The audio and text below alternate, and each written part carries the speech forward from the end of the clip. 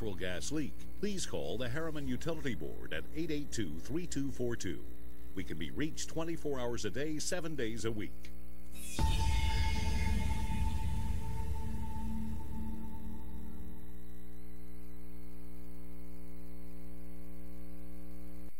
Fumble the football ever. I mean, we were under center. We never fumbled the football. So that was so out of character for us tonight. We did everything we could to do the game. So the fact that we could win it, maybe that's a good sign. But I'm telling you right now, I think our season just kind of hangs in the balance of how we respond next week. If we try to come out and get focused and or just get frustrated, we got to have extreme focus. Get an extra practice day because we're playing on Saturday against Seymour. Obviously, you guys were able to run the football tonight. The ball carriers were not having trouble hanging on to the football. You and I talked today about the improvement of the offensive line. What did you see out of those guys? Because it seemed like we looked at the time of possession. It was only like 26 minutes. We had it.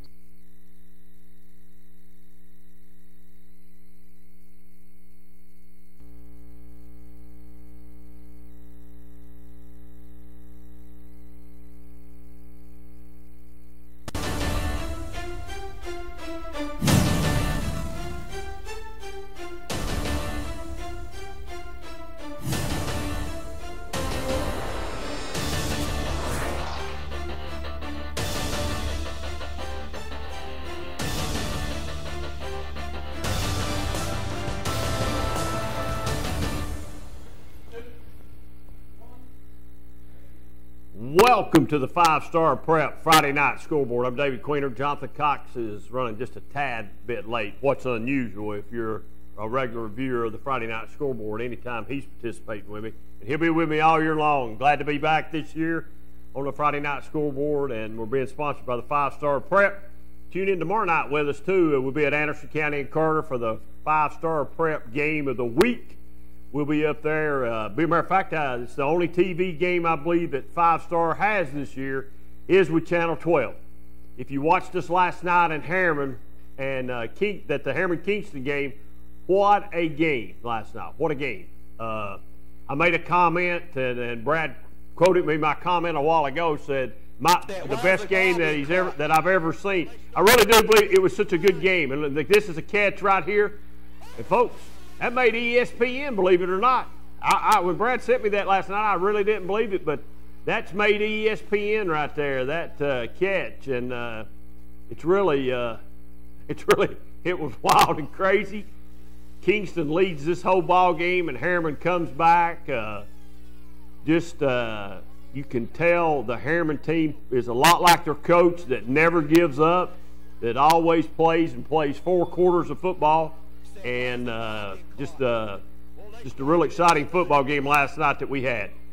So we're gonna kick this thing off, and 483-8112. You're going to give us a call tonight. We'll talk high school football. That's probably what we'll talk tonight. Be the biggest part that we'll talk tonight. Later on, here in a couple of weeks, we'll extend this program into the late night college football portion. And talk about that. We might dabble in that just a little bit tonight. I heard an interesting stat about Tennessee today. Cox, we did the game together last night.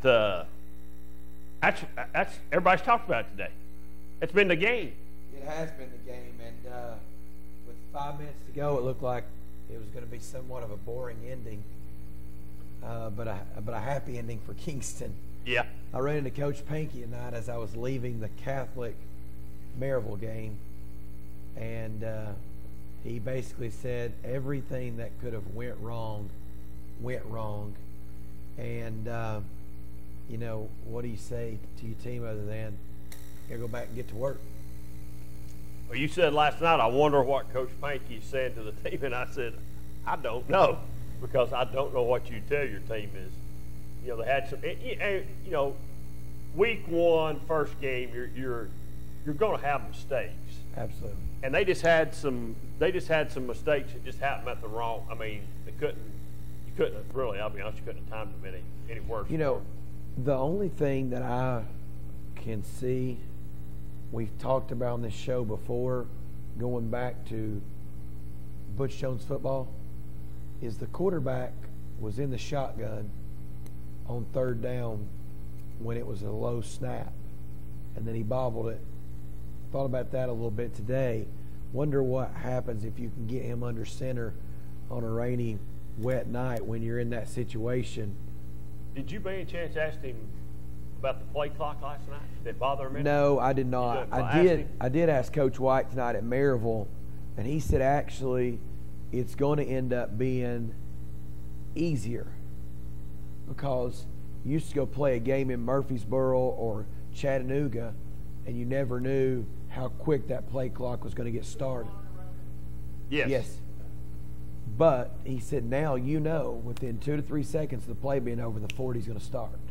He said so long term it's going to be easier on everyone with the play clock being on the 42nd because he said it's consistent. Well, it looked like tonight maybe, and I'm saying maybe because I don't know without talking to coaches, that both teams struggled a little bit with it. Absolutely. I don't know that you're not going to have to, and man, there's a score that Brad will put up here in a minute. That Kingsport Dobbins Bennett tonight has absolutely dismantled Greenville tonight. I mean, absolutely dismantled them. Like 45-3 or something like that. 49-3. They absolutely dismantled the 4A state champs tonight. Well, so I don't know if Kingsport's that much better, or if that's the case, then the Wildcats need to be worrying a little bit down the road because they've got they'll have that game's coming up. That game might be Friday night, as a matter of fact. That is Friday night. It's Friday night game. 43-3. That's a shocker right there. Yeah, I think what that tells you is the Oak Ridge fans are worried about next week's game against DB. And I think we've got a group of Anderson County fans that are probably maybe a little relieved that Greenville got smoked like they did at DB. Last year they won that football game. Well, they've changed coaches up there, and for the first time in ever. Yeah. I mean, 20-plus years, I think, maybe 25, something like that. So, I don't know what to read into that. I don't know what you read into that. I really don't. I'm sort of. Hold on a second. I just got a text saying it was the opposite way. Whoa! Everything we've been talking about is the opposite. Then they put it on wrong. Yeah, I just got a text saying it was the exact opposite. Wow! Greenville just smacked DB in the mouth. That makes a little bit more sense, really. I was shocked by that. I really was. I didn't know what to say. I mean, because they changed it on there's a call probably somebody. Oh, man, the line's lit up in there now. I mean, that woke up the that woke up some people. Now Oak Ridge is not too worried, and now Harrison County's worried. So, wow, what the way to go. That's the way to get. Man, we got them fired up in, didn't we? Well, that's I got the only thing I got to say. We got a guy covering that game, and the text said this team can play with anybody in the state at any classification. So now his text makes a little more sense. He had me caught off guard right there. Let's see who's on here. Go ahead, caller, you on the air. Yeah, that's Greenville 43-3. Yeah, we got it. They had it wrong on Coach T for us, so we got it changed. Yeah, okay. All right, thanks, man. Go ahead, caller, you on the air. Yeah, hello, Cleveland. How you doing tonight? Doing good, Kevin. How you doing? I'm doing better, buddy. Good deal. What do you think about that Oak Ridge game? Well, I don't know too much about it, Kevin. We did a ball game last night, so I was in Harriman last night, so I don't know. Sounds to me like Oak Ridge went over and took care of business. Coach Gaddis told us Wednesday night, or told me and Ron Berry Wednesday night, that he's going to be going with the youngest offensive line he'd ever had in his coaching career. So I guess everything must have worked out pretty good for him. Yeah, I'll tell you what, they're really fast.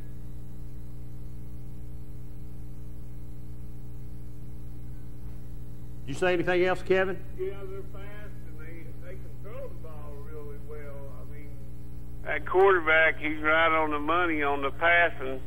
I've seen where Dobbins Bennett won, but who they played, I really don't think that's a factor. I think it's going to be a good ball game down at Ship, and I believe you're going to see that Oak Ridge will be ready for Dobbins Bennett. and it's going to be a heck of a football game. Hey, Kevin, that Dobbins Bennett score was wrong. They reversed it. Dobbins Bennett got beat tonight by Greenville instead of winning. Oh, they did get beat. Oh, yeah, that's what we said, because we were really caught off guard by it. But they put it on wrong on Coach T, so they corrected it. So Greenville goes up tonight. We've not got it corrected on our part yet, but Greenville goes up tonight and spanks DB 43-3. Oh, okay. Well, I'm glad to hear that. So, you're breathing a little easier right now. Yeah, you're breathing easier, buddy.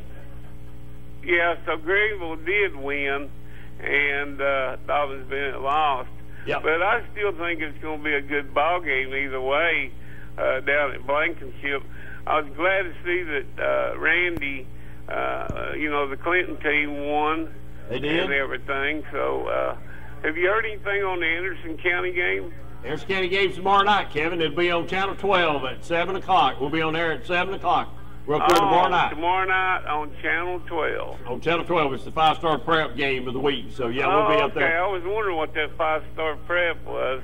Well, it's coverage of all. Tell them a little bit about it, Cox, about the 5-star prep. Huh? So 5-Star Preps is a prep-based website that is ran by Jesse Smithy, who used to cover the New Sentinel's prep coverage. The New Sentinel, stopped doing as much with high school sports around the greater Knoxville area. So 5-Star Preps was started.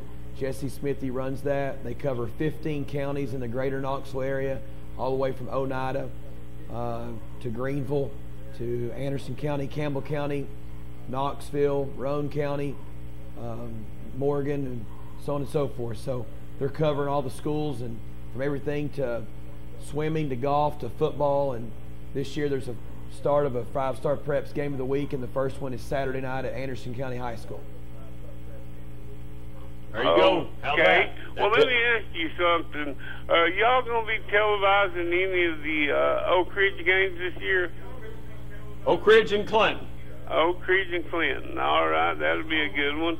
Another thing, Queener, I guess you went to the Harriman game last night. Yeah. That was a heck of a catch that guy caught, made a touchdown. I know that ESPN has been playing that a lot. They were really impressed with that catch. Yeah. They were more impressed with Brad's camera work. Right. His son's camera work. Oh, well, I'm still waiting on them to call me and Cox to come to Connecticut, but they've not called us yet. Right. All right. Fowler well, I Street appreciate in trouble. the show, and I'll let y'all get with some other callers there, and look for seeing y'all down at Blankenship. All right, so buddy. have a good night. All right, see you. See you, Cleaner. Where is that game at? I don't even know. Where's the Clinton Oak Ridge game at? Is it It's at Clinton? I don't even know, so that's why I'm asking. So, but anyway, I looked at the scores there. I look at that score there. I see Midway and Rockwood last night. It must have been a defensive battle, 6-0. I've been talking a little bit all year about Midway, how much I thought they might have improved. So, it shows it right there. Let's get another call here. We're calling on the air. OS just went up on Bledsoe 18-7. 18-7. All right, we appreciate it. Thank you. Caller, are you an OS fan? Yeah, he left us. I'm interested to see, after watching Kingston last night and Harriman play, you wonder where that leaves Oliver Springs. I told you Oliver Springs is a much improved football team from last year even to this year. And we'll find out next week when they play Kingston. Now, if Kingston's going there thinking it's going to be what it's actually, if Kingston thinks Oliver Springs is coming and it's going to be the same as always, I think they'll be in for a shock. So is Oliver Springs, they're more maybe senior loaded this year than they have been. I know they were young a couple years ago. I don't know about the senior loaded part, but they just got they've got some good ball players. I think this is the third year for the coach down there, if I'm not mistaken. He's got the program going in the right direction. So I have and that's another team I've talked about all summer, coming into the summer months before we went on break and even coming back. we've talked a lot about Oliver Springs, what we were expecting out of Oliver Springs.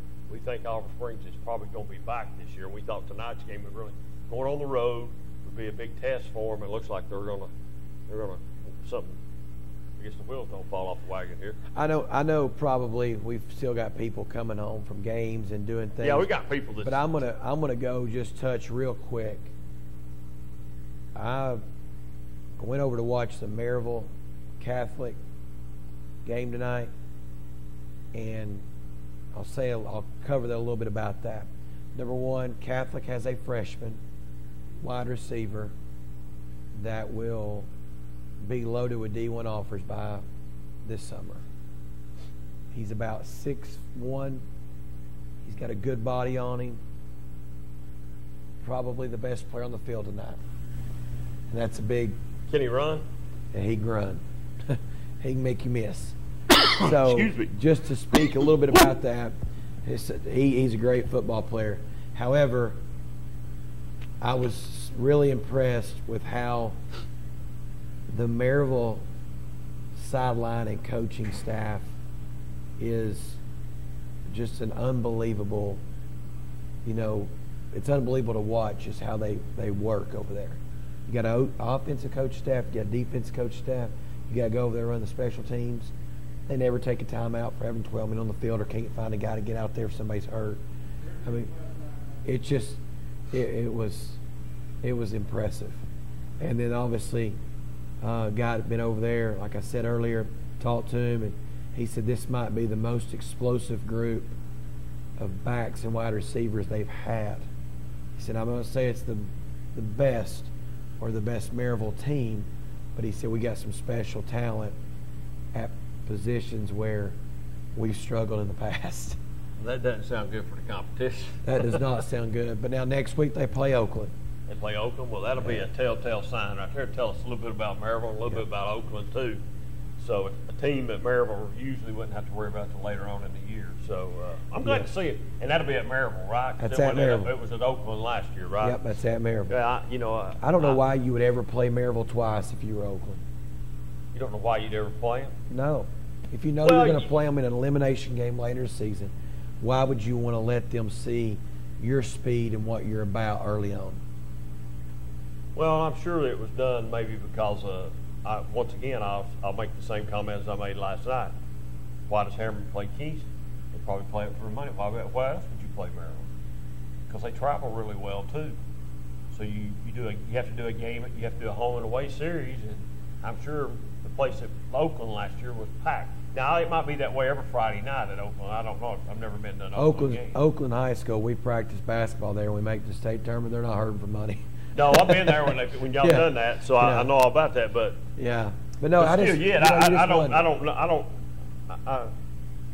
you would say the same. You could almost say the same thing. Why would Maryville and Alcoa play?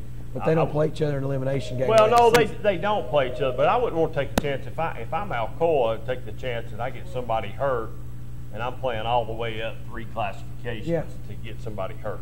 That's what I'm saying. And I'm not knocking Alcoa and what they've achieved, but outside of Alcoa, who do they really play that is a challenging game for them throughout the season?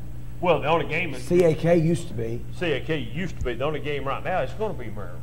That's right. Because everybody else that's on their schedule, they're either 2 touchdowns or 3 or maybe 4 touchdowns better than anybody else that's on the schedule. So, they've got the same problem that a lot of teams around here have got. Nobody wants to play you. If you come up with a dominant team, people start shying away from you. They don't want to play you because they're trying to win.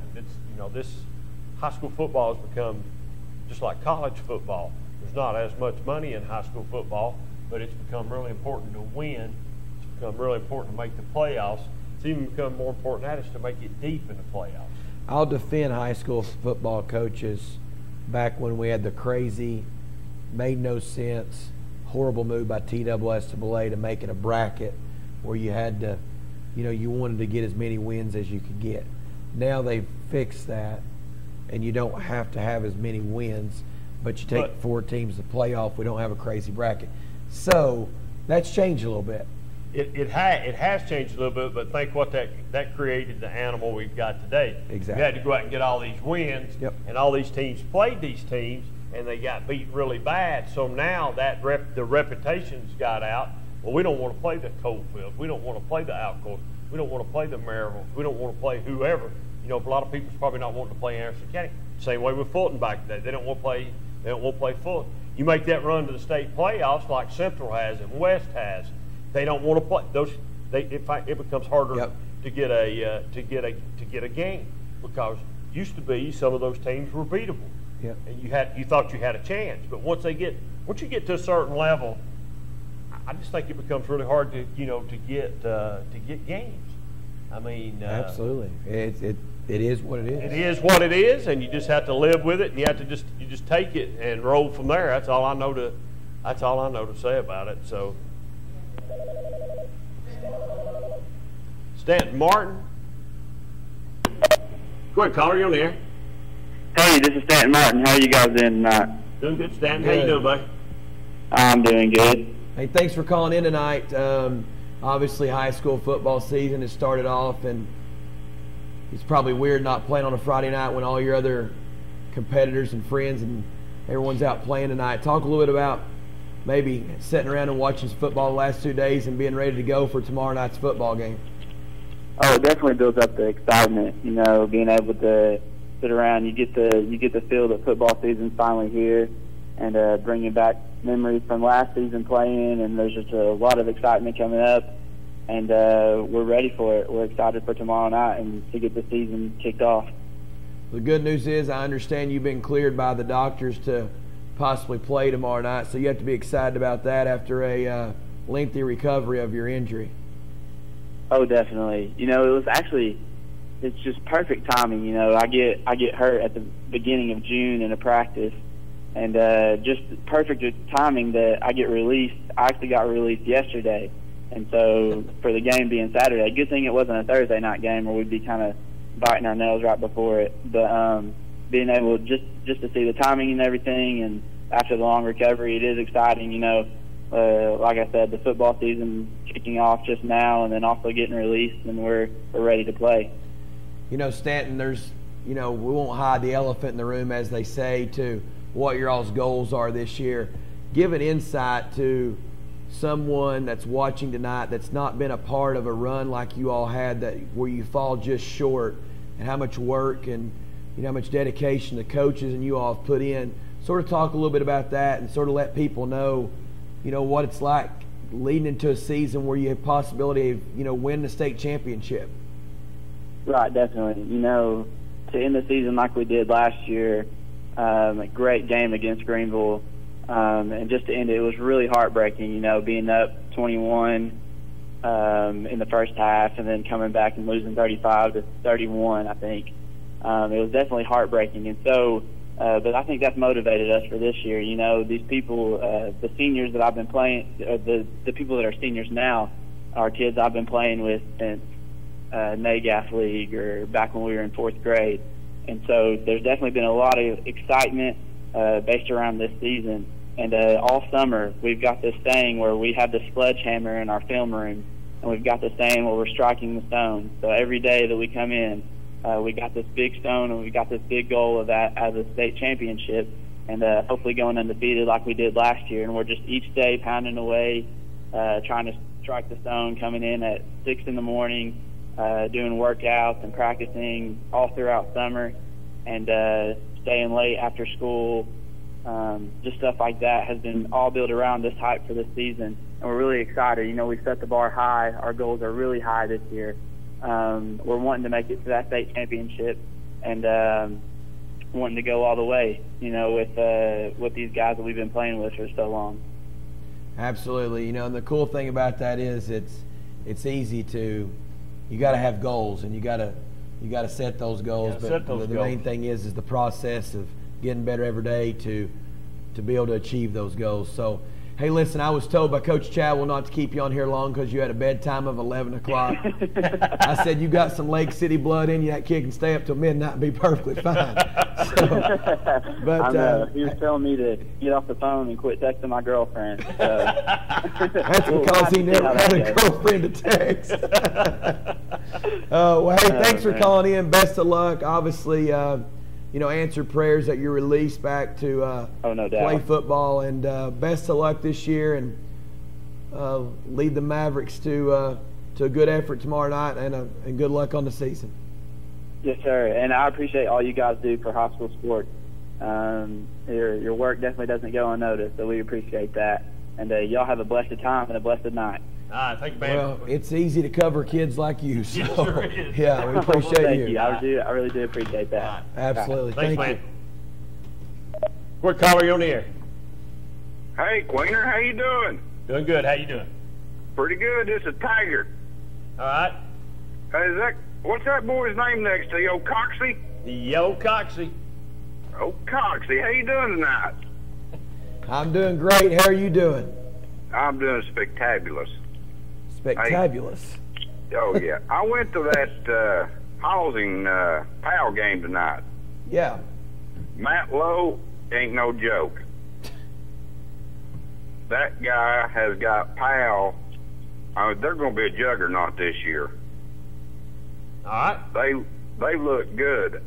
They got a guy on defense, number 99. He looked like two men out there. I mean, he's big, and he ain't slow either, and he can hit. They beat Halls like a drum. It's like 28-0.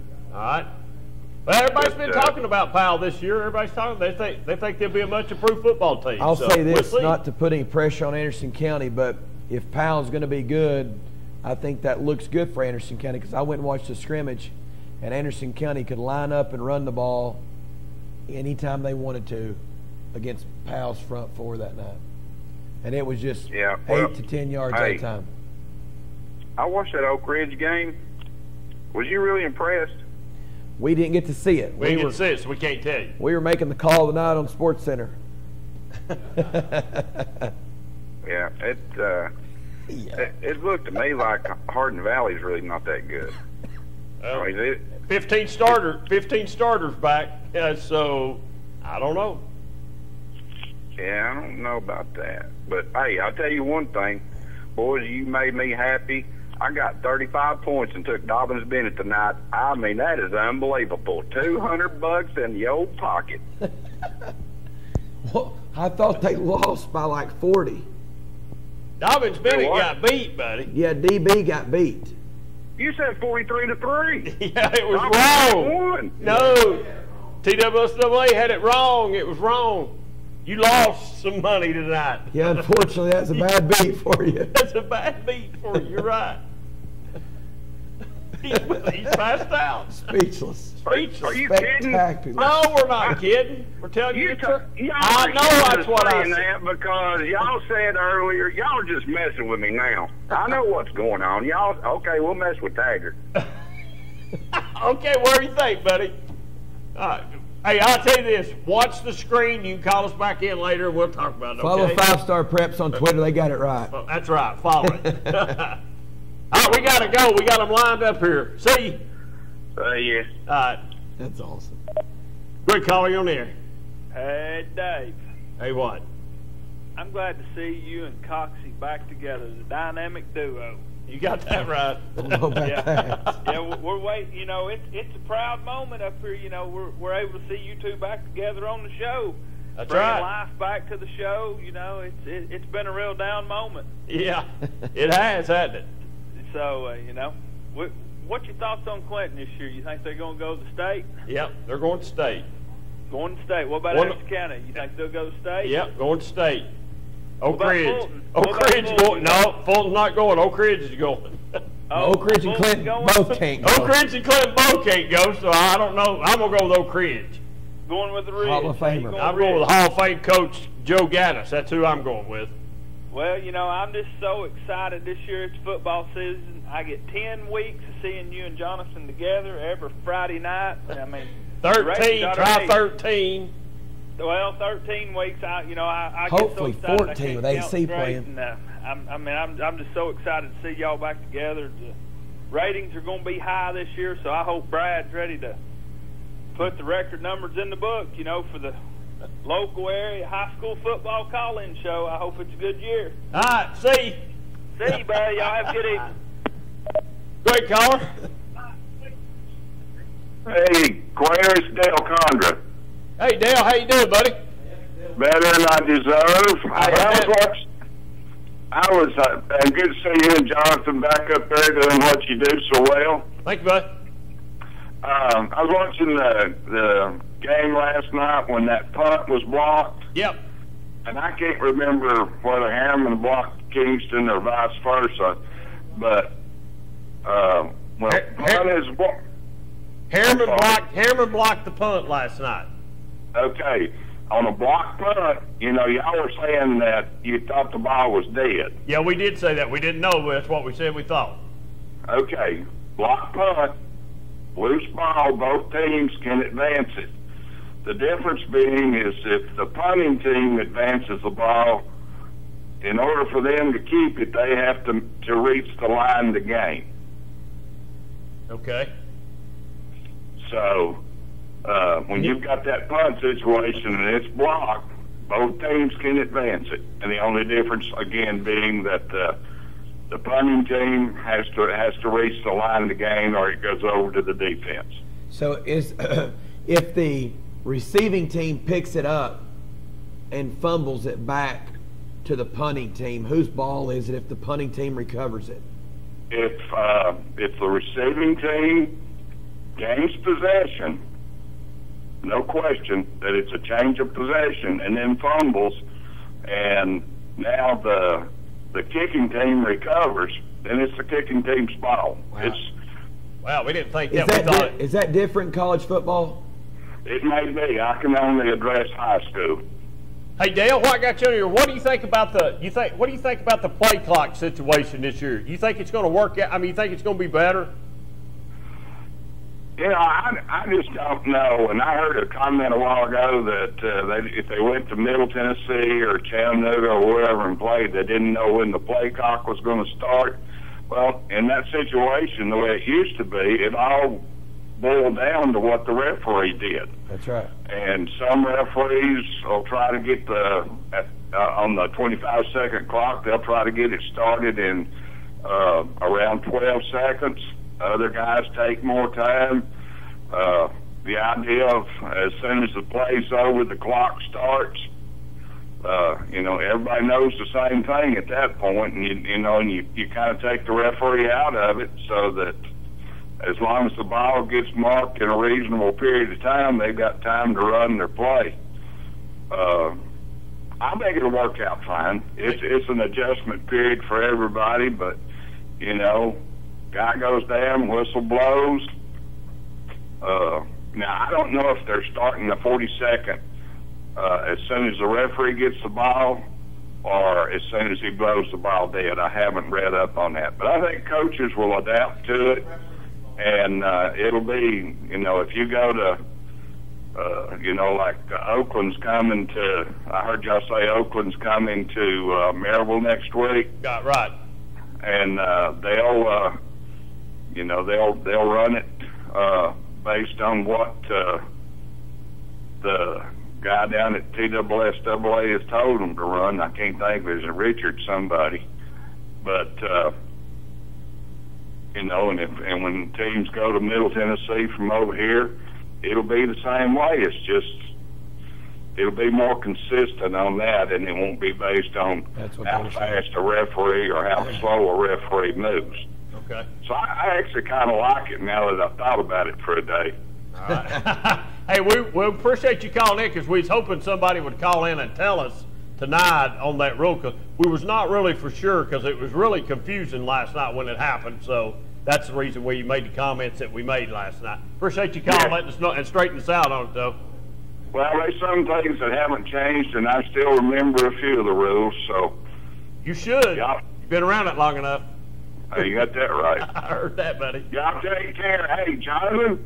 Yes, sir. Say hello to your daddy for me. I hadn't seen him in a while. He got to go to the game tonight with the two boys, and him and myself. We all went to the Catholic game, so we had fun until they went to Weigel's to go get donuts after halftime and head home. So, yeah, we had a good night out there together, and I'll say hello. Appreciate it. Y'all have a good night. See you, Dale. Bye. All right. You know, that is a disadvantage to the team that blocks punt. Go ahead. Yeah, it is. Go ahead, caller. Yeah, you should have asked Dale about first touching. Now, the ball, what you're talking about is the kicking team kicks the ball, and they touch it before the receiving team gets it. The receiving team can pick it up and run it back. If they fumble it, it goes back to the spot of first touching with the receiving team keeping the ball. That's what I thought. Dale says, I don't. That's exactly what I thought. I don't know. But now, here's the thing. He didn't explain first touching on that. Okay. Can you speak up so we can't hear you? We're having a hard time hearing you. Okay. The difference is if the kicking team touches the ball before the receiving team does, then the receiving team picks it up and runs it back and fumbles it. The kicking team recovers it. It goes back to first touching, and the receiving team keeps the ball. Okay. All right, then. So maybe we won't have it happen to us no more the rest of the year. We'll be all right. I still think it's a disadvantage to the receiving team. All right, thanks, man. Thank you. Bye-bye. All right, let's. We've been going pretty strong here. There's no phone calls right now. Let's jump out and take our first break of the night, and we'll be right back here on the 5-Star Prep Friday Night Scoreboard. Mulch More in Midtown is your landscaping headquarters. Mulch More offers mulch, the best topsoil in the area. All types of gravel, sand, pea gravel, either loose or in bags, creek rock, river rock, field stone, mountain mist stone, railroad cross ties, straw bales, fence posts, farm gates, and much more. Mulch More offers backhoe and dump truck service. And Mulch More can also demolish a house or building on your property, and they'll haul it off for you. Give Gary a call today at 865-740-5229 for Mulch More in Midtown. Reno Sporting Goods, your first choice for sports equipment. On the court, on the field, or in the stands, Reno's has the brand names you want. All the latest from Adidas, Under Armour, and more. From custom embroidery to screen printing, it's all about the game. For over 30 years, Reno Sporting Goods. 1952. That's the year Hammers opened the first store in East Tennessee. Now there are 5 stores, and there's always something new. Like in Hammers' popular ladies' boutique department. You'll find the lowest price possible on new arrivals every week. Find similar deals in the men's department and the expanded rug department. Plus, special purchases always offer surprise savings. You never know what you'll find next at Hammers. We treat you like family at RMG. Bring your junk, cars, aluminum cans. We buy it on the spot and we pay you a lot. We treat you like family at RMG. Yeah, we treat you like family at RMG. We treat you like family. Rome Metals is located just off of Highway 27 between Harriman and Rockwood. Really? Again? Hey, if I had automotive style suspension like the new Simplicity, plus a free floating mower deck for the best cut, I'd be all that too. Well, and if I had the expertise and advice of his Simplicity dealer, maybe he'd look forward to hanging out with me. You don't have a Simplicity dealership. Good point. Huh. Yeah. S.L. Bowman & Sons, 524 North Front Street in Rockwood. Evans Mortuary has been serving the needs of families in and around Roane County since 1976. As established members of our hometown community, we understand the security of dealing with people you know you can trust. We build our reputation on this trust. The Evans family appreciates the confidence the community has expressed in us over the years and will constantly strive to earn that favor. Evans Mortuary, 805 North Gateway. It's time to look closer to home and energize America with fuel made in America. Natural gas is a cleaner, safer, more efficient, and more affordable energy choice. ORUD is your family's comfort provider. Natural gas is the responsible choice for your family, your wallet, and the environment. Gas is a great value, but it is also the best way to cook, heat your water, and warm your home. If you want the best for less, switch your house to natural gas.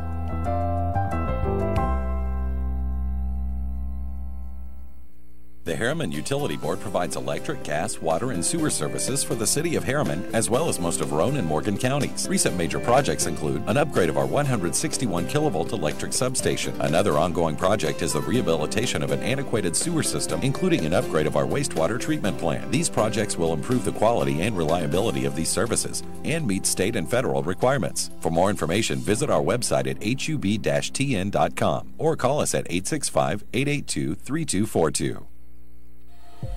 Get yourself unchained from large pharmacies. Shop and support your local independent pharmacies in our hometowns. In Kingston, shop Kinser Drugs. In Harriman, shop Chase Drugs. And in Rockwood, Live and Let Live Drugstore. Keep our money local to help our community. Your independent pharmacies help support local high school sports, local civic groups, little leagues, marching bands, annual staffs, yearbooks, and other school clubs and activities. Remember, in Harriman, shop Chase Drugs. In Kingston, visit Kinser Drugs. And in Rockwood, Live and Let Live Drugstore. The next time you have prescription need, try your local hometown independent pharmacy. We were here for you before the chains, and we're here for you now. In Kingston, Kinser Drugs. In Harriman, Chase Drugs. And in Rockwood, support Live and Let Live Drugstore. Be sure to spend your dollars locally. And please support our young people of today, because they will be our leaders tomorrow. Welcome back to the 5-Star Prep Friday Night Scoreboard. We appreciate everyone that's watching tonight. 483-8112. Give us a call, and we'll go right back to the phone lines. We got people holding. Good caller, you're on the air. Hey, Dave, this is Dale again. All right, Dale. Hey, quick comment on the caller after me talking about first touching. Yep. First touching only applies to a scrimmage kick beyond the line of scrimmage. And what y'all had last night in your ball game was a block punt. Correct. It did not cross the line of scrimmage. Correct. So in that case, both teams can advance the ball. Correct. However, on the scrimmage kick beyond the line of scrimmage, the gentleman was absolutely right. First touching, the receiving team, as long as they don't commit a penalty, always has the right to go back to that spot of first touch. All right. So technically, we're both right. We were just talking about two separate two different things. You're exactly right. Thank you. Thanks, Dale. Always a pleasure. All right, see you, man. See you later. All right, see you. Bye. All right, 483-8112. If you were holding and you left us, call us back, and we got open lines. We'll take you right now, and we'll talk it. Tomorrow night, we're in Anderson County High School, Anderson County and Carter. 5-Star Prep game of the week for us and for Cox and them up there tomorrow night. So it should be an interesting ball game. We appreciate Anderson County switching over to a Saturday night game. Puts a little pressure on us here at Channel 12, but we can handle it, I think. We probably get up there and get it done. A final, Cumberland Gap 15, Union County 13. Wow. I was hoping Union County would win. 15, just like to see Coach Kirby. Well, you know what he's done, though, up there, really? He's made them at least competitive. Absolutely. So they're competitive. They'll win some ball games this year. You watch and see. They'll win some ball games up there. There's no doubt in my mind about that. I was up there 2 weeks ago to look at their gym floor, and I walked in. He said, "Hey, big man, what are you doing here?" And we got to talking. He said that they got some winnable games early on, but they're going to have some tough games. But he was ready to go. I'm sure he was, big man. He is ready to go. Clinton wins tonight, 16-8 over Scott County. Coalfield wins 49-0. And if you see there, they got called us earlier about the DB Greenville game, 43-3. Wow, that phone has went. $200 went the bad way. Went the bad way. It sure did. So, great caller, you on the air.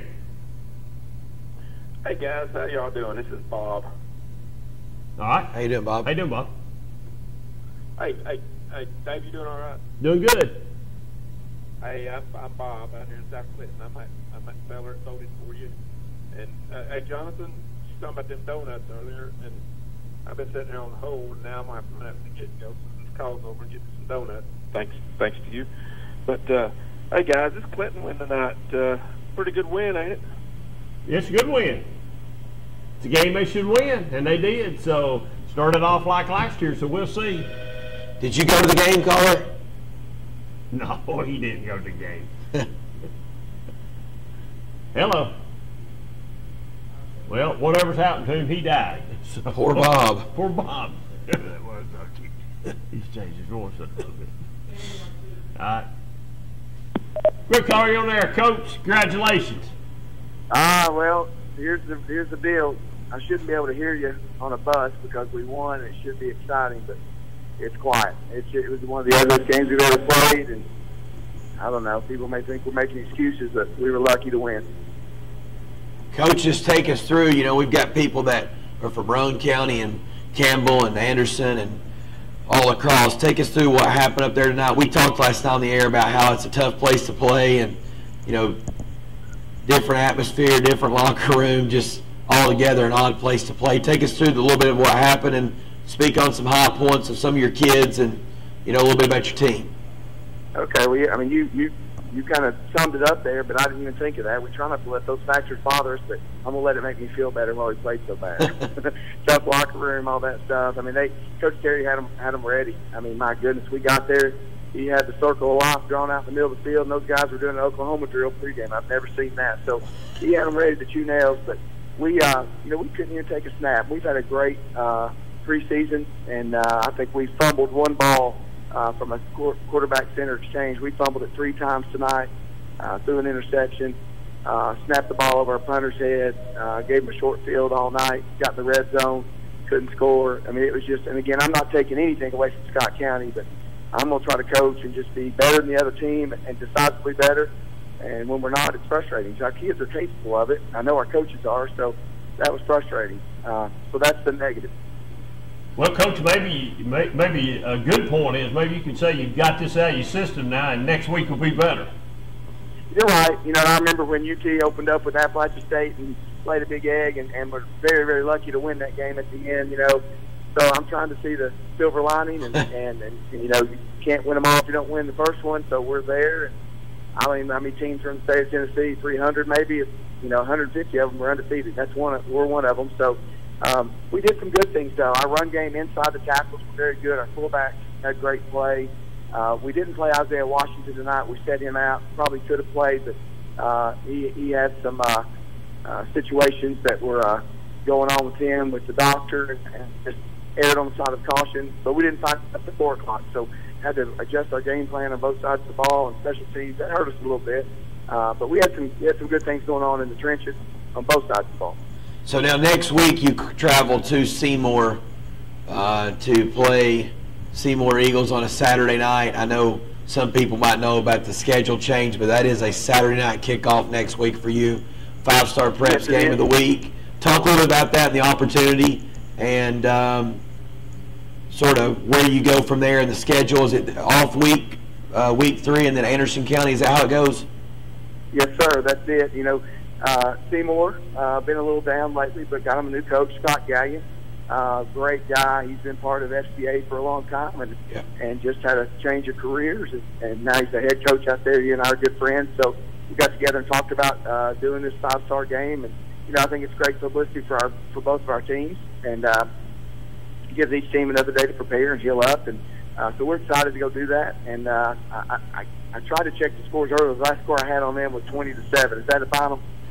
That's the last one I did see as well, Coach, but I do not have a final. We sat here and had the DB Greenville game. The score flipped, and Greenville's beat DB tonight by 40, and we thought DB had shot Greenville, and we were all in shock, but that was wrong on Coach T. That would be a shock. That would be. So, yeah, we're excited to go to Seymour.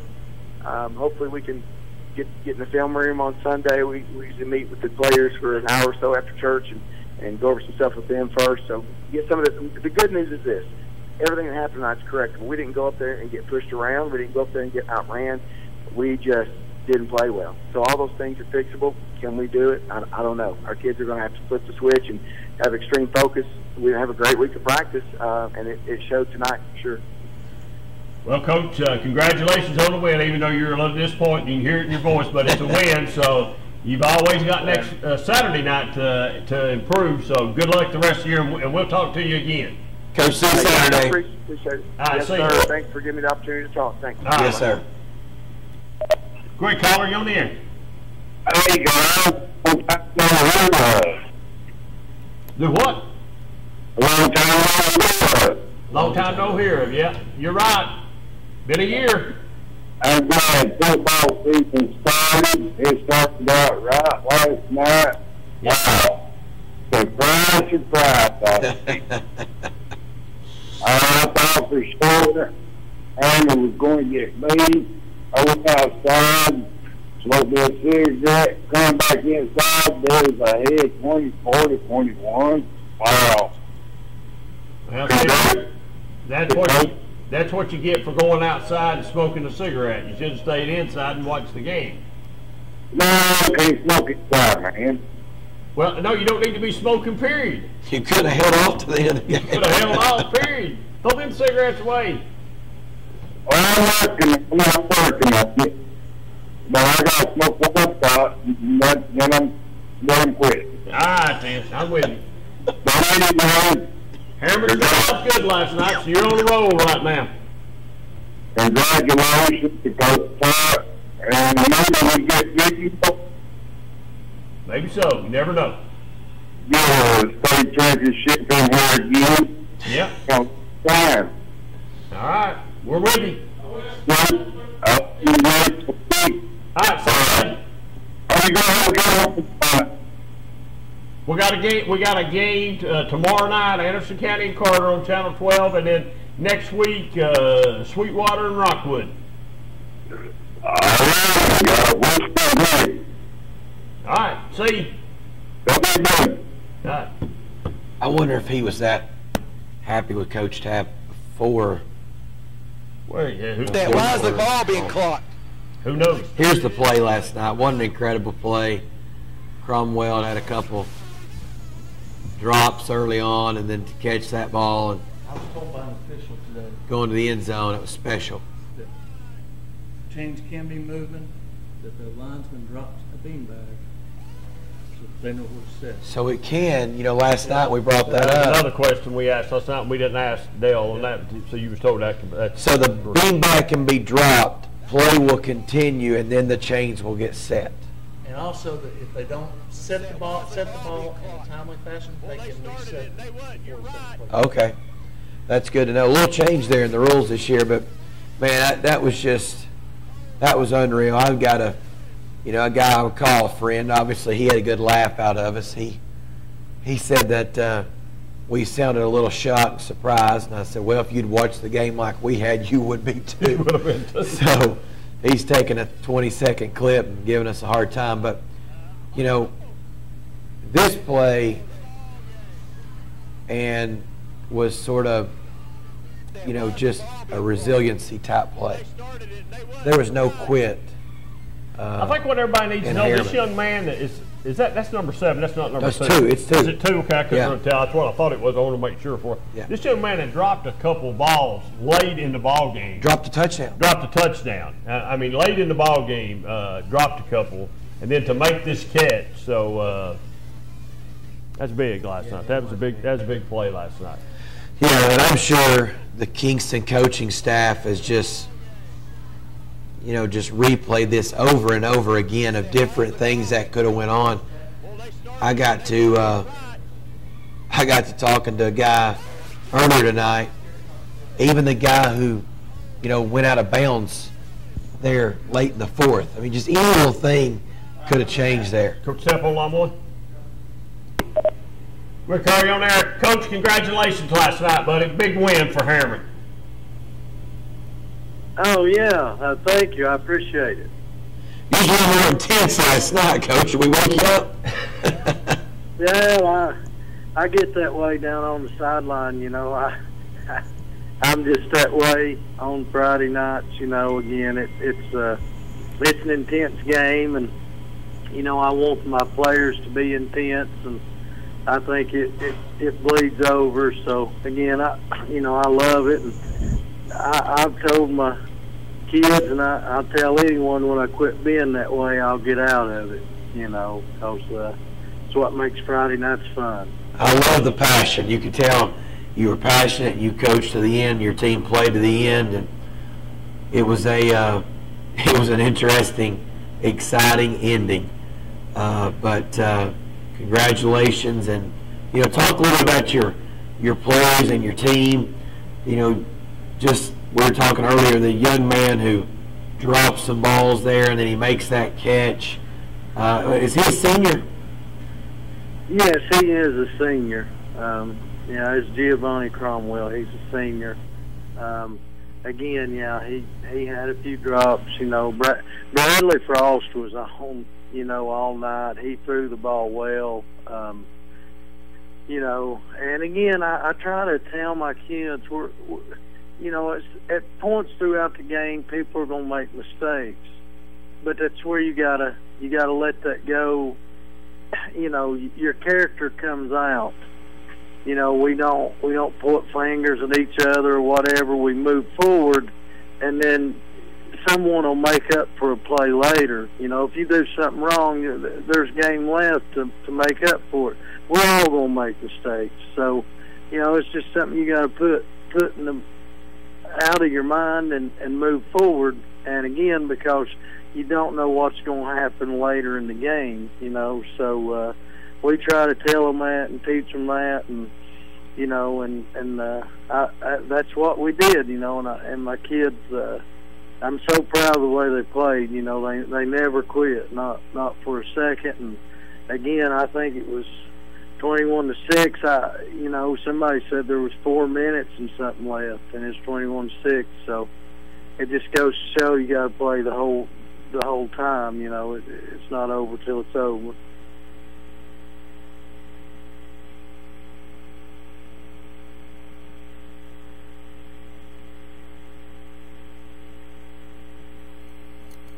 Kingston, obviously, you know, they bobbled the snap there, and then y'all scored the next play inside the 2-minute mark. So just a remarkable ending to a great atmosphere. I would never had the opportunity to come down and watch a football game. It's a beautiful view from the press box, and you know, the people around the hills, and they're just piled in everywhere. I think it's funny that Kingston's over there dressed in an area where all their visiting fans are walking in. They're just over there talking to them like it's just another day. But you know, what people don't know that watch that on TV, it was an absolute flood at 6:30 last night. Yeah. And you were trying for the drains to on the sideline. Yeah, we Coach Stewart went down. I unclogged that drain. I looked down there and I knew what was going on. And you know, it's one of those deals again. You know, both schools, we talked and made a decision to move the game because it was showing 90%. You know, yes, I know football's played in the rain, but when it's showing storms, you know, I know there's games tonight. I know I'd heard they were talking about Sunbright's game. They only got to play one quarter and had to cancel. You know, that's what we were trying to avoid.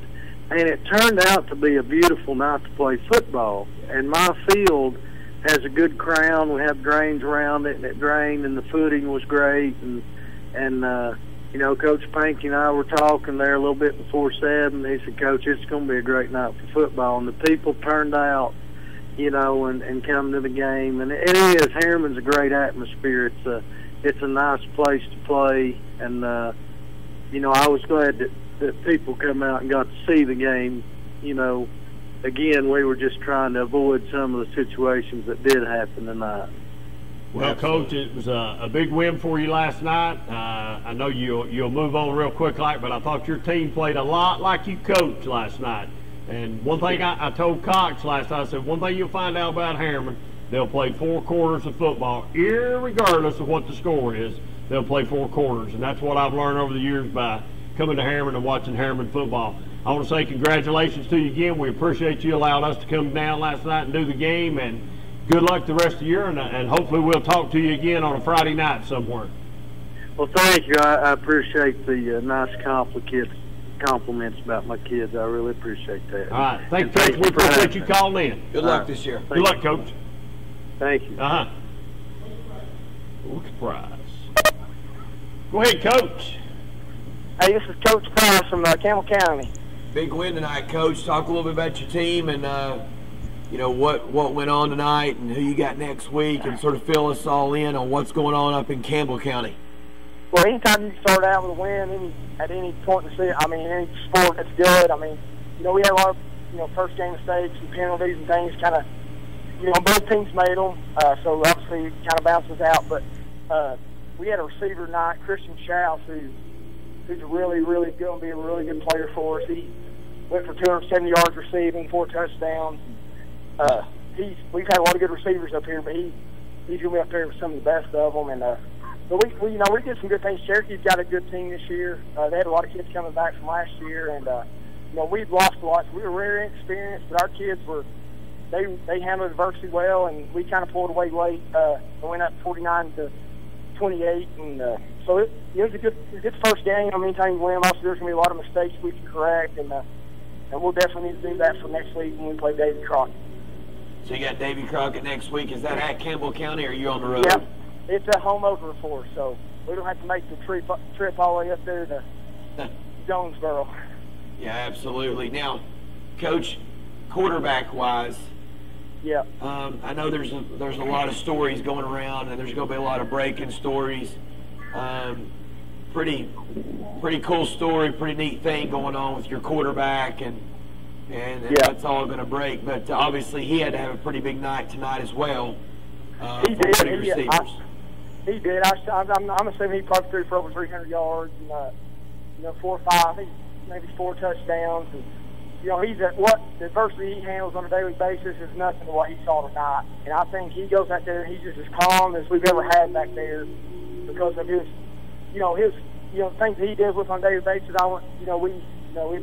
amazing to see how he handles that. So football is just that's fun to him at all times. So we're proud of Landon, and he's got a great family, and they're just he's bought his time, and actually started for us at safety last year. So we kind of lost the BP because Justin didn't like his quarterbacks play defense, but I guess we'll use him when we have to. But yeah, Landon played great tonight, and his story is it's very inspirational for anybody. Absolutely. You bring up your quarterback playing defense. I went to the Catholic Maryville game tonight. They've got Jancic playing defense. He comes up to try to tackle the stud they have, 44, the running back Maryville has. And I'm going to tell you, he didn't throw the football the same the rest of the night. Yeah. You're tackling a D1 guy, and he's probably 6'4", and if he's a $165, he's had a good meal before he weighed. But he's not a big kid. He's back there playing safety, trying to tackle, big time running back, and it turned into, just one of those things you could tell it was affecting the way he was throwing the football. So that's a very good point, something we talked about tonight. Yeah, I think you got to be careful in that, and sometimes you don't have an option. You don't have many players, and sometimes you got to do it. But the way our head coach is, he wants his quarterback over there on the headset and we're on defense, so we can't get him too often. I hear you. Tell him you're going to start calling the shots. You need the best players you can get on defense. I know. I told him defense wins championships. He's like, I agree. He said, but you got to have a quarterback too. That's exactly right. His says Peyton Manning will win championships without a good defense. I was like, you can't do that. That's exactly right. Well, Coach, good luck next week. Home opener. I know everybody up there is going to be excited. And take care of everybody up there. We'll talk to you next week. All right, John, I appreciate what you guys are doing, too. Appreciate it, man. All right, thank you, bud. Bye. All right, let's jump out and take our second break tonight, and we'll be right back here in just a few minutes.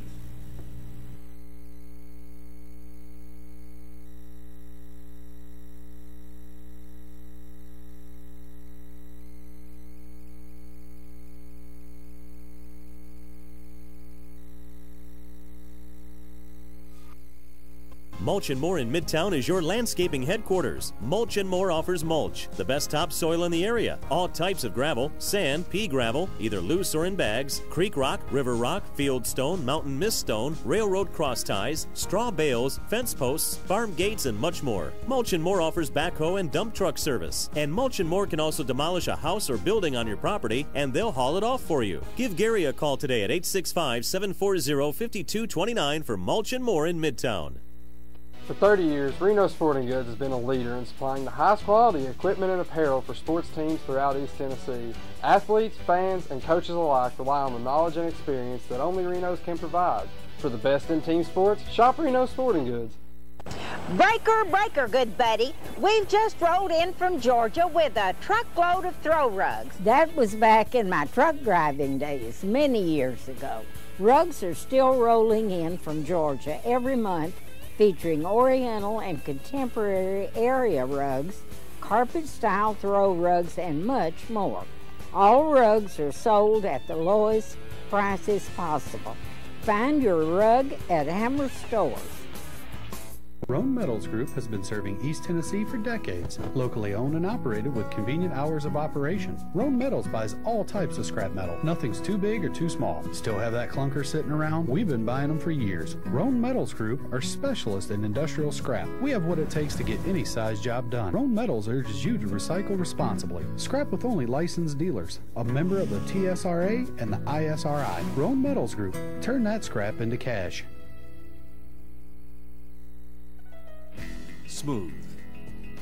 Smooth cutting, and now even smoother riding.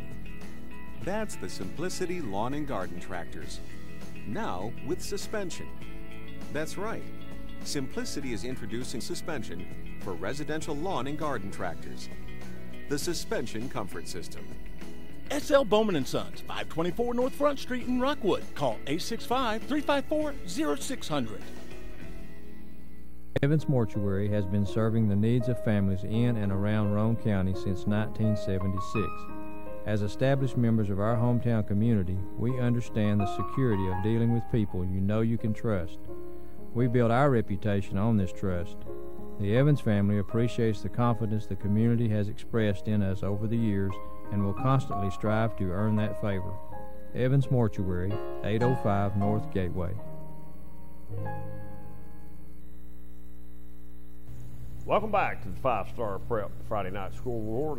We appreciate all of our sponsors, Mulch More, Hammers, drugstores, Kinser's, I believe, the funeral home. Lord have mercy, there's so many of them.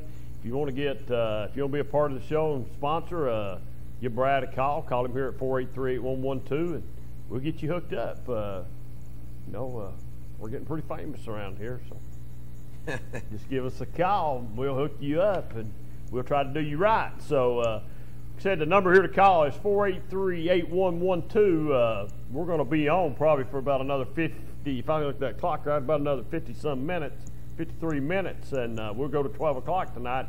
But in the weeks to come, we'll expand that out a little bit, and we'll talk a little late-night college football. We usually talk it after high school. We got everybody spread out all over the place tonight, playing a lot of away games, so we don't have a lot of people in the area to call, and some Thursday night games. So next Friday night will be a little bit back to normal for us around here. We have some teams right here around.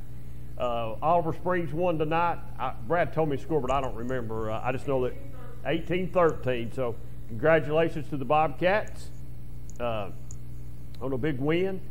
I have not seen anything that really. Have you seen a score on the scoreboard that really shocked you tonight? Anything jump out? I mean, that's jumped out at you. Yeah, just a score that I know Anderson County people will be looking at because they play Heritage next week. Is Heritage just got trucked by South Dole tonight. Yeah, they did. And that surprised me. I thought Heritage was going to have a little better defense this year, had a lot of kids come back, improved, but that was a surprising score. I'm still shocked by the Midway Rockwood score. You thought Midway was going to be good this year, though. Well, I thought Rockwood would be fairly good too because they got their quarterback back. It appears it is a defensive battle last night because at halftime it was zip. So I don't know. Yeah, and then Knox Grace, they're going to have a better year, but Alcoa that game, Alcoa, Maryville, in about 3 or 4 weeks, that's going to be a football game. Where's that game at? That is at Maryville. I talked to the AD at Maryville tonight. He said they've got Oakland and Alcoa both at home this year. Wow, what some gates that will be. So, there will be some sold-out venues probably. So. And he told me it doesn't matter how many people's at the Alcoa game because they split that gate with Alcoa every year. No matter where the game is being played, being held, it's a split gate. Split gate. Quick caller, you on the air? Yes, sir. I would just like to congratulate Brad Jones on his video making Sports Center. And I also want to get your opinion on the game. Which game? Harriman. Well, it was Kingston. It was a really good. I mean, from my standpoint, I thought it's one of the best games that we've done here at Channel 12.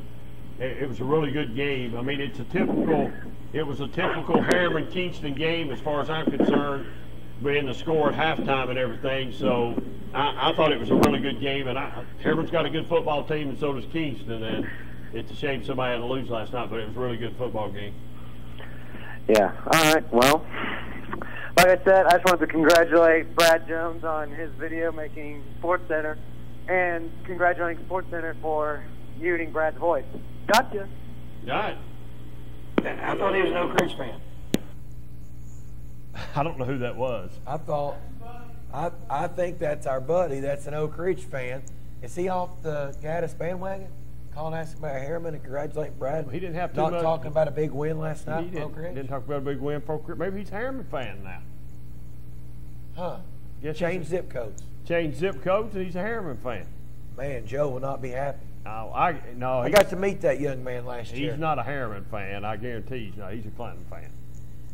I can see him being a Clinton fan. He's changed to the Dragons. Maybe he was on his way back from Scott County. Didn't have good service. That's why he didn't have good service. We couldn't talk to him too much. That's what it was. Yeah, I got to meet that young man last year. Yeah. And he was at an Oak Ridge basketball game, so I wonder what's going on there. You know, we've had another caller a long time ago used to call in a lot on Friday nights, and he used to go to a lot of Oliver Springs games. Stop going. And, well, you could say that. But same thing might have happened to him. Maybe they told him to go somewhere else to watch the game. Now he's a Coalfield guy. He goes to a lot of Coalfield games. But he's called us on Wednesday night recently and told us, well, I might be coming back to Oliver Springs. So this could be one of these guys that jumps on. He's a Coalfield grad. Guy's a Coalfield grad I'm talking about right now. He could be one of these guys that's waiting to see if Oak Ridge is going to be good to jump on the bandwagon. I got you. I guarantee you, he's the bandwagon type guy. He's not on the bus with me and Coach Gaddis right now. He's not. He don't even have a seat on the bus. How do you get off the bandwagon of a Hall of Fame coach? We need to. Hopefully he'll call back. If he'll call back, last caller needs to call us back. That was congratulating Brad on the spot on ESPN last night. He needs to call back. We need to ask you some questions. I didn't realize that's who it was. When he gets on the interstate heading down 75, he'll have better service. He might have. Maybe he can give us a call because I didn't get to talk to him last year because I only done one show last year. So it'd be interesting to tell us why he didn't want to talk about Oak Ridge tonight. That is interesting. That's really interesting. 483-8112. Give us a call. We'll talk about your high school football team, or we'll let you talk about your high school football team. But man, South Doyle, they rolled Heritage tonight. Yeah, absolutely. Did anybody get to see the Navy Schuler kid play tonight against CAK? I think that game was on TV. I don't know if anybody got to see him play. You know, it's a UT recruit. He's Schuler's son. Plays quarterback. No, I didn't see that. Didn't get a chance to see that. Didn't get a chance to see that. So that was interesting. Fair get off to a big start tonight against Bradley Central. Is that Bearden West game? Is that sort of a little? Is that an upset or a little bit maybe? No, I think in the local poll there they had Bearden at 13 and West at 15. The big question mark was West offense, and Bearden shut them out. Must have left the offense on the bus tonight.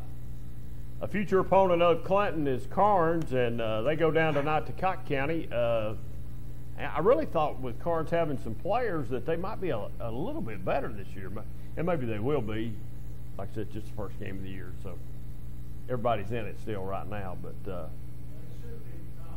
they should have. They should have beat them. I agree. They should have. So let's talk about tomorrow night's game. We can do that. You've got Carter coming in to Anderson County. I've not actually got to be at a Anderson County home football game in some time. I hear the fireworks are great. I hear the entrances are great. And, it's sort of been coined the greatest show on turf. Yep. So I can agree with all that. I've been around Anderson County football for a while. You've obviously been around Anderson County football since '82. Has there ever been as big of anticipation for a group of kids than this group of kids? No. I think it started when this group of kids came in as freshmen. It was built that this team, we're going to win. We're going to win with this team. This team, we're ready to play everybody. And they missed the playoffs the first 2 years. And they missed the playoffs, and everybody thought, well, here's a typical team that was dominant in middle school, and it's not rolling over into high school. Yep. And then it's like last year things clicked. And I really think if we took a poll right now, if everybody was honest, and I think I mentioned this last night on TV, if we could just go ahead and do away with the regular season right now and say, we're round 3, Greenville, come on down, let's play this ball game, I think that's what people would like tomorrow night. I'm just being honest. I think they're looking, anything short of that game this year with Anderson County, for their fans, I think they'll be really disappointed. So I think that's the game everybody's had circled.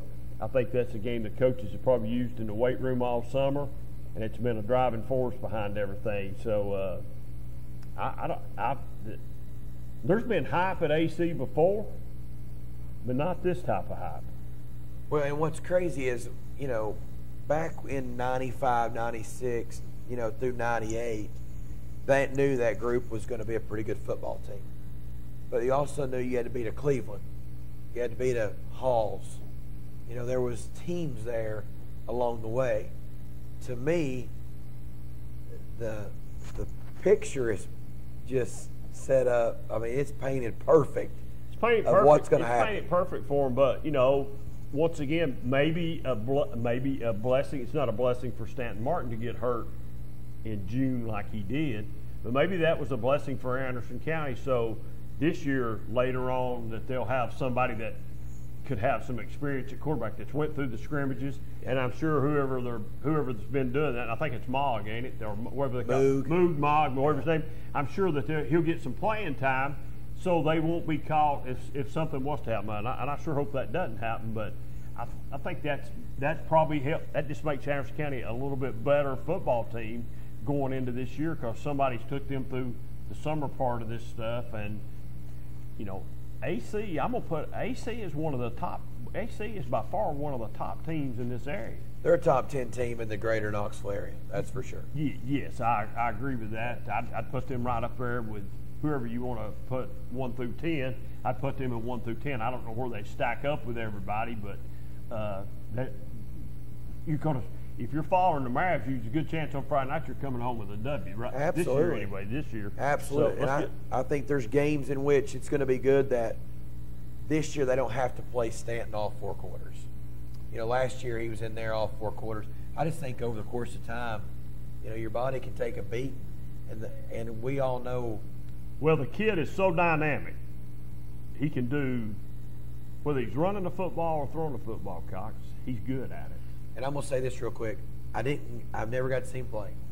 But when I went up to watch him scrimmage, it makes you realize there's a lot of other good football players on that team. Well, they do have some good football. He's not the only guy, but I think he's the glue. He's the glue. Yeah. He's a guy that drives the cart or whatever you want to call it, or driving up there. He drives it, and he's the driving force. I think Stanton Martin will take Anderson County as far as Anderson County will take him. With all those, we'll see. We'll see. Sometimes they say don't wish for it because you might get it, but we'll see. I think everybody right now has got that circle, 3rd round, and they've already penciled them in, and it's at AC. It's at AC, right? At AC, and it's Greenville coming to AC this year. Yep. And listen, if that's the case, you won't be able to get in 5 miles of that place. Go ahead, caller. You're on the air. Well, what do you think? I'm sorry, I can't hear you, caller. What do you think, Cleaner? Hey, what's going on, man? Well, what's going on? I haven't heard from you in a bit. What's going on? How's those games tonight? I don't know. I didn't do a game tonight. I done a game last night. Oh yeah. Sounded like you were pulling for Harriman. Sound like I was pulling for Harriman? No, not really. I was pretty neutral. Yeah, all right. You know, well, it sounds to me like a while ago when you called in that you was pulling for Harriman. I don't know what you're talking about. I didn't call in. I don't know who that was. You don't know who it was? No, fake news. Well, they must have. They called from your phone number. Must have. Must be one of my neighbors. Stole my phone. Oh, must be. Can't even remember my own phone number. Well, speaking of neighbors, do you live in Harriman? No, I don't. But the real reason why I called is the guy to your left. For all these years, he was talking a lot of junk about Fulton against Oak Ridge. Now there's nothing to fall back on. Oak Ridge has beaten Fulton in basketball and football. That's only his opinion. Absolutely. Yeah, but you know, you called a while ago and you wanted to talk about Harriman. You didn't say anything about Oak Ridge. He hang up. We're talking about Oak Ridge right now. I don't really care much for Harriman. What'd you think about Oak Ridge? They look good against Hardin Valley. We didn't get to see that game. Their defense looks fantastic, but their offense needs work. I heard the quarterback is going to have to get comfortable with that position if they're going to make a deep run this year in the playoffs. He is a fantastic runner. Like, he can make things happen. Like, if he's in the open field, it's game over. But he struggles throwing the ball. But he can make things happen, so it'll be interesting. We're not incredibly big at the O-line, but that doesn't mean we're small. We're pretty decent. You got a Hall of Fame coach. Yeah, hey, that's another thing going for us. Well, the real test will be next week against Dobbins Bennett. No, they got beat by 40 tonight by Greenville. How's that a real test? Just because their name on their jersey? Are you scared? Hey. You're scared, right? Rivalry game. Dobbins Bennett. Rivalry. It's always a fun game. Rivalry game, and you're scared. When's the last time either one of those two programs won a state championship? I refuse to answer. I'm not sure DB's made the playoffs or won a playoff game the last couple of years. Yeah, but like I said, it'll be a close game. Hopefully, I hope it's not, but can't take them lightly. I've got the Ridgers big. Say what? I've got the Ridgers big Friday night. Wow. Yeah. David Clary disagrees. David Clary hadn't watched DB. Yeah, we'll straighten him out Wednesday night. Yeah, I'm going to say that DB might have a hard time scoring. Brad about went down. Yeah, actually, now defense will win us the game. Hey, listen, keep rooting for Harriman, okay? All right, man. All right. All a good sport. All right, see you. All right, go Ridgers. Yeah, he's a phony, man. He don't know. He's not all in this year. He's not all in this year, so he's a phony, man. He's not sure. He's not sure. He's phony. He's not on board this year. His heart's you're not a in Clinton it. guy, right? When's the last time DB and Oak Ridge was considered a rivalry game? For who? For Oak Ridge. Well, it is a big game for Oak Ridge. They played it. But is their rival not?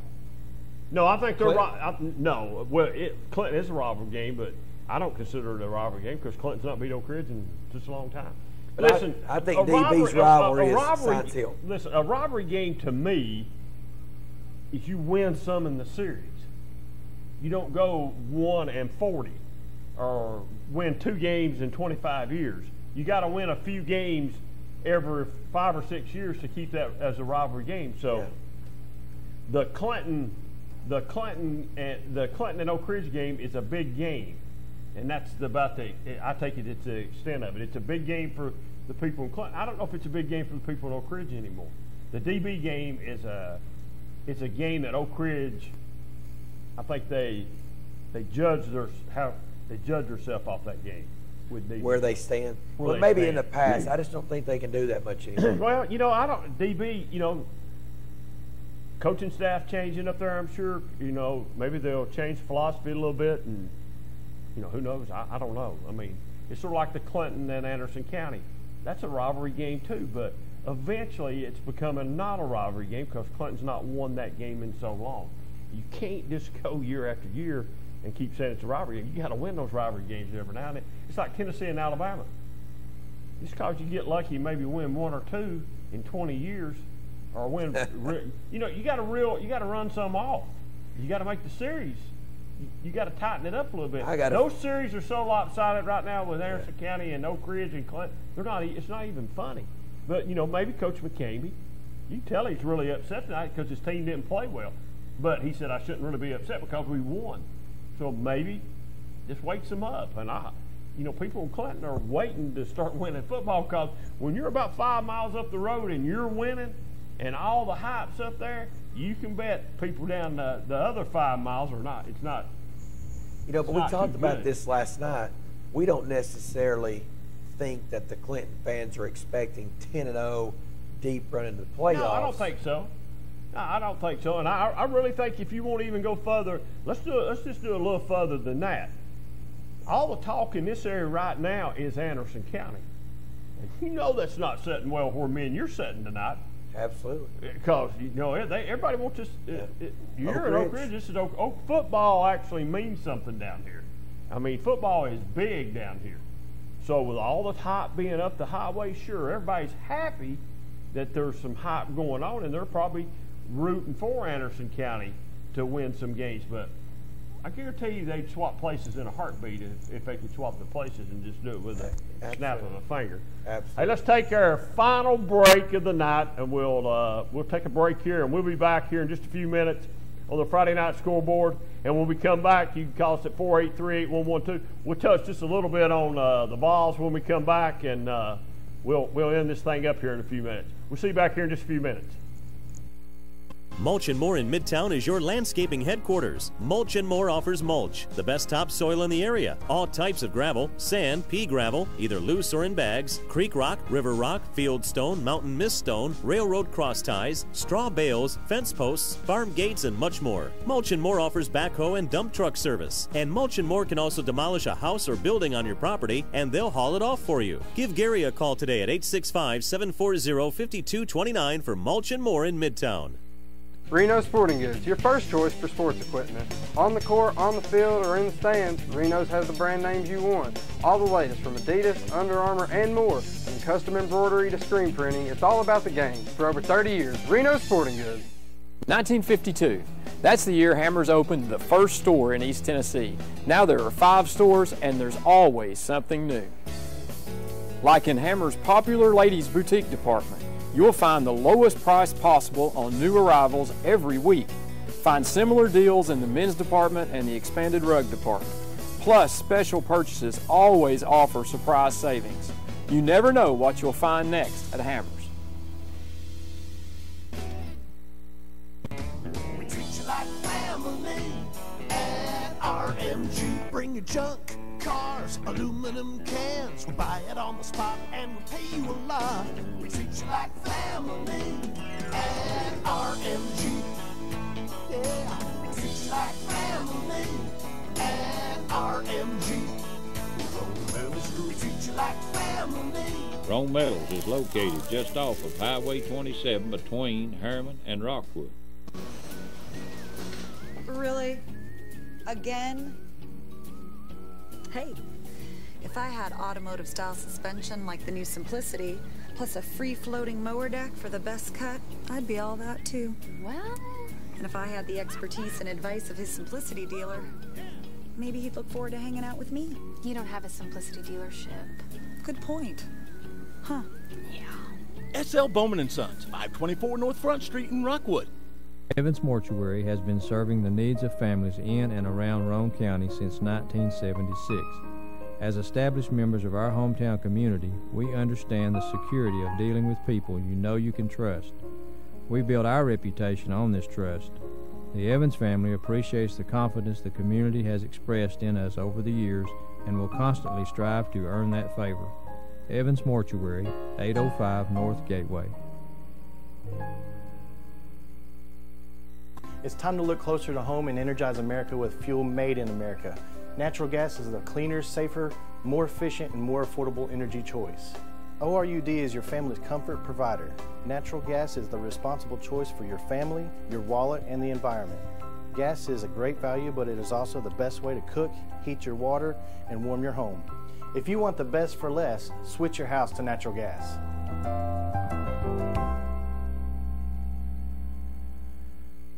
The Harriman Utility Board provides electric, gas, water, and sewer services for the city of Harriman, as well as most of Roane and Morgan counties. Recent major projects include an upgrade of our 161 kilovolt electric substation. Another ongoing project is the rehabilitation of an antiquated sewer system, including an upgrade of our wastewater treatment plant. These projects will improve the quality and reliability of these services and meet state and federal requirements. For more information, visit our website at hub-tn.com or call us at 865-882-3242.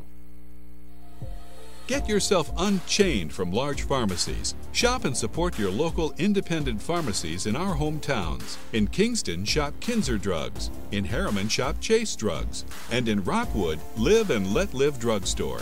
Keep our money local to help our community. Your independent pharmacies help support local high school sports, local civic groups, little leagues, marching bands, annual staffs, yearbooks, and other school clubs and activities. Remember, in Harriman, shop Chase Drugs. In Kingston, visit Kinser Drugs. And in Rockwood, Live and Let Live Drugstore. The next time you have prescription need, try your local hometown independent pharmacy. We were here for you before the chains, and we're here for you now. In Kingston, Kinser Drugs. In Harriman, Chase Drugs. And in Rockwood, support Live and Let Live Drugstore. Be sure to spend your dollars locally. And please support our young people of today, because they will be our leaders tomorrow.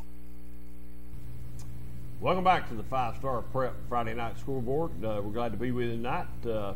483-8112. Give us a call, and we'll talk a little high school football. Let's dip into college for just a second, Cox. I'm watching the Paul Feinbaum show today, and I didn't get to actually see the guy when he came on, but Feinbaum revealed this guy was going to make some predictions about the SEC, and he had Tennessee. He dropped the hammer on Tennessee and Arkansas.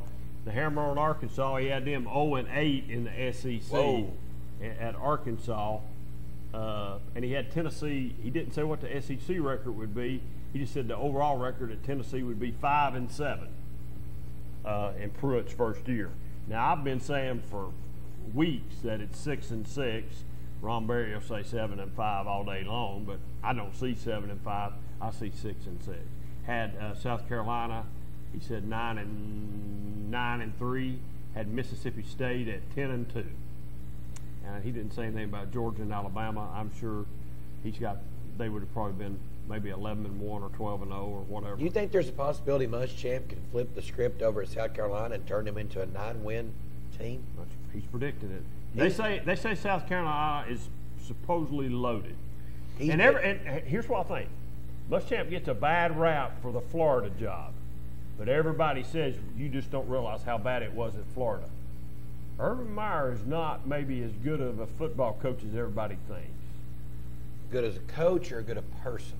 Well, either one. You just say it over how you want to say it, and I'll agree with you. I got you. I don't know, He's never left a program. Well, I'm going to take that back. He didn't leave Florida in a good place.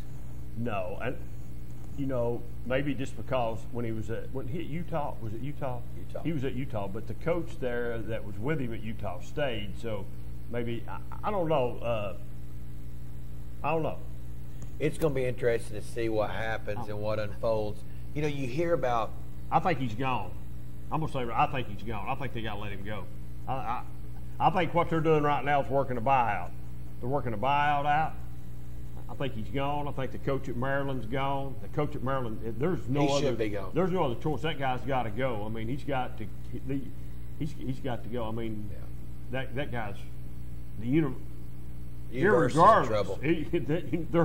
They've already admitted guilt for everything. So financially, everything else. So they're going to write a blank check. What they're going to do. But I think Urban Meyer's gone, and I think it's caught up to him. But I'll tell you now, the people at Ohio State, the fans at Ohio State, they's calling in today on the Feinbaum show, and he's putting up, they's resisting him being fired. They don't think he should be fired. They don't think he should be fired because of this. Because the receiver coach, I believe his name's Smith, was never charged with anything. Never proven guilty. And that's what they're saying. So, I don't know. You know, they say Urban Meyer says if this goes on, it's automatic. You're out of here. But now let's back up just a minute and talk about him just a second. Jim Trussell got fired for the same thing Urban Meyer's done, and that's lying. Yep. You know, okay. Urban has admitted that he lied. So Trussell got fired for the same thing. So let's see what happens at Ohio State. I think sometime in the next, maybe this week. They thought it would happen today. They thought it would happen today, and thought it would happen today in Maryland too. I think he gets released. So Sunday will be the Sunday could be the decision to make the announcement. But I started this off talking about Tennessee.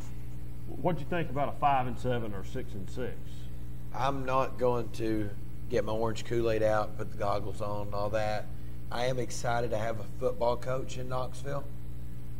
We don't have someone who just decided one day to read a book, come out of the band, and join football. We got a football coach. You can tell he's a football Wait a minute, coach. you said he read a book and they hired him? Do you know what book he got? Because I'm going to try to read it. Because I want to get that. You want that buyout? I want that buyout. I just want the buyout. They don't have to pay. The last chapter had to be how to get rich quick. So yeah. See, if anybody knows that book, please call me. Yeah. I will go get that book in the morning. As a matter of fact, if I could find someplace open tonight, I'd go tonight. But I will say this. I think they've got people in positions on the offensive side of the ball that I don't think we're going to be as bad offensively. I did hear today that we're not real sure if Smith, is that right, the lineman? I'm not sure he's going to be able to play. I'm not sure that he's going to be able to. I'm not sure that's going to work out. And I was told today that still some health issues going on. If they can't get some things fixed, and him not be on the medication he had to go on, then there's a chance he might not play football this year. That's a blow. Yeah. Not only that, is that a blow? That's a big blow. Yeah. But hadn't he been practicing? He has been practicing, but I think there's still some stuff, some medical clearing that has to happen for that to continue. I think there was a plan set in place for his return, and some certain things that had to happen, and I think those steps are being followed. And if he can't proceed, I mean, the health of the young man's more important than him playing. Oh, most definitely. Because he's an NFL football player. Yeah, but that could be in jeopardy. So all that's going to be, physical and everything. But hopefully it's all good. I think that you'll probably hear something released here by the last week of August on exactly what's going to happen to that young man this year at UT. You're thinking he might have to redshirt this year? I'm thinking that there's a possibility he might not get to play this year. Wow. Yeah. Wow. Which is a big hit to him. A big hit. But all said and done, I think they got two really good running backs. I think the wide receiver core is looking good. I can't remember the young man's name, but I heard one of those guys can absolutely sling it. So I'm going to ask you, does JG start the year as the starting quarterback? Yes. So you think he's the starting quarterback for the University of Tennessee game 1? Yep. Versus West Virginia? Yes. I think that's what happened. You think he maintains that job all year? No. So if you think he's not going to maintain that job, why do you think he gets the nod? Well, I think that he gets the nod so that he hangs around. So he don't up and leave like now. I am impressed with Pruitt's honesty. And listen, they've got 4 quarterbacks that's competing right now. I heard Jeremy Pruitt say the other day that Will McBride probably had the best practice of any of them. But there's too many quarterbacks, so somebody's got to go. Do you go and I'm not going to say they recruited a guy from where is it Stanford? They recruited the guy from Stanford. Okay, that's what it was, but I was going to be nice about it. Do you go and get that guy and then say, well, we're not going to play him, or do you go ahead and give what they've got over there a chance, and then play him, and then put him in the next game or the next? Where's the OC from? Well, he's from out there. He's from USC. He's from USC. So yeah, he had to recruit that kid. Well, I think when he went to Stanford. Yeah, I think he brought him here because he thinks he's the type of guy that can run the offense and knows the system. But I understand whatever the guy's name is there. It's going to be the starter. Jared. I understand his arm he's improved a little bit. So I don't know if that's true or not. So you know, they don't allow the media in over there too much to see stuff. So, but I do agree with you. I think we do have a real football coach. I got a good story for you. You're going to like, and I know we're no calls and running out of time here, but well, they can still call us 483-8112 calls, and we'll stop and talk to you. Go ahead, though. So we got a guy that works for us that also does some photography stuff for, you know, practices. And the wide receivers coach was going through a route running, you know, how he wanted to run the route. And they said it turned into, you know, he was getting frustrated. You know, what's the problem? How come we can't run a simple route? And Pruitt walked over and said, Coach, calm down. He said, I can't calm down. I've got D1 football players that can't understand the concept of how to run this slant on a two-step drop. He said, it's your job to coach them. Obviously, I haven't been coached. It's your job to coach them. Turned around and walked off. So now they said when it goes defense, that intensity level from him is at a different level. Well, I don't know if you watched the thing on the ESPN that had the thing about the Crimson Tide. You know, Saban talks about he's talking to his team, and they're in this huge room, and you know he's talking to everybody. We got to continue on to do this, blah blah blah, and everybody's trying to figure out what we're doing here. And he started naming these schools. This coach is here. This coach is here. He names all these coaches that are from Alabama that's went off. These schools are paying to get these coaches, try to get what we've got here. We got to keep the intensity up. We got to do this, blah, blah, blah, and this. So, everybody seems to think that Mississippi State will be the team that could possibly unseat Alabama this year and be playing for the SEC championship. How about Dan Mullen leaving that situation at Mississippi State? Yeah, possibly his best team. I understand that, but look at what the possibilities could be at Florida maybe in the next couple of years compared to what will be in Mississippi State in the next couple of years. He probably had to work really hard, Cox, to get those guys to come to Mississippi State. How hard is it for him to work to get them to come to Florida? Probably not near as hard. Well, I've been to Starkville. You fly into the Golden Triangle, and it is absolutely in the middle of nowhere. Yeah, man. I've tried to tell some of my friends, guys, you don't know what kind of job this guy was doing in Starkville to get the players he was getting. And the teams, he had a really good record. But now you already look at Florida, it's not starting off on the right foot for him. Well, it's probably not, but my point is it's going to be easier for him to recruit. Listen, I think he's probably got to tear that program in Florida all the way down to the ground.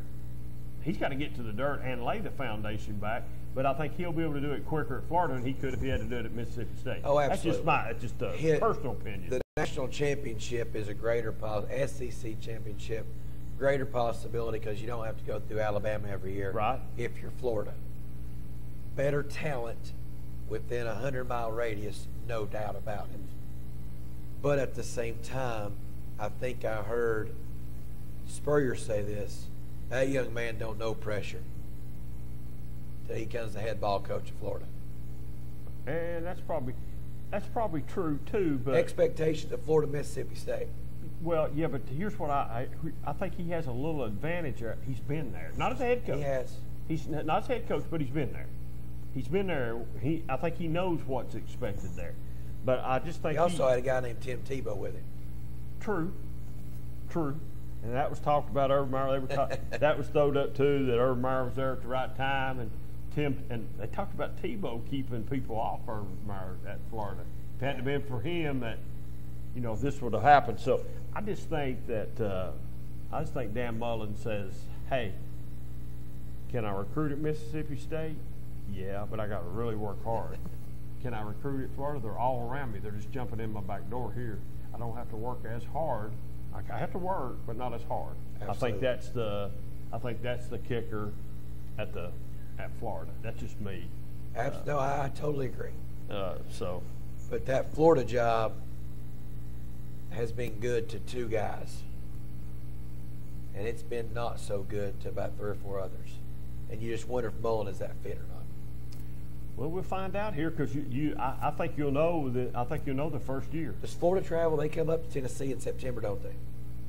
They do. September 30th. They got like Florida and Alabama both home this year. Is Alabama at home too? Yep. Yeah, Brad's hollering yep back there. So no. Alabama. I think Alabama's at home. Alabama's on the road. Alabama on the road? Absolutely. Yep, Alabama's on the road. They've got Florida at home. And they go.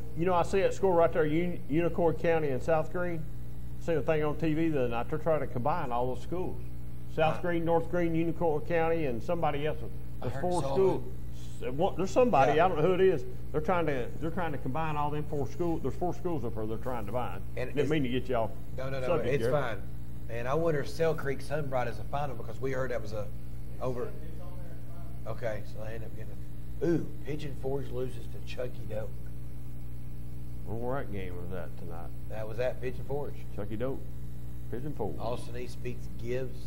GP beats Cloudon. I'm interested to see what happens. East Hamilton 9-0 over Signal Mountain. Is that Jeff County score right? I thought Jeff County lost. Wow.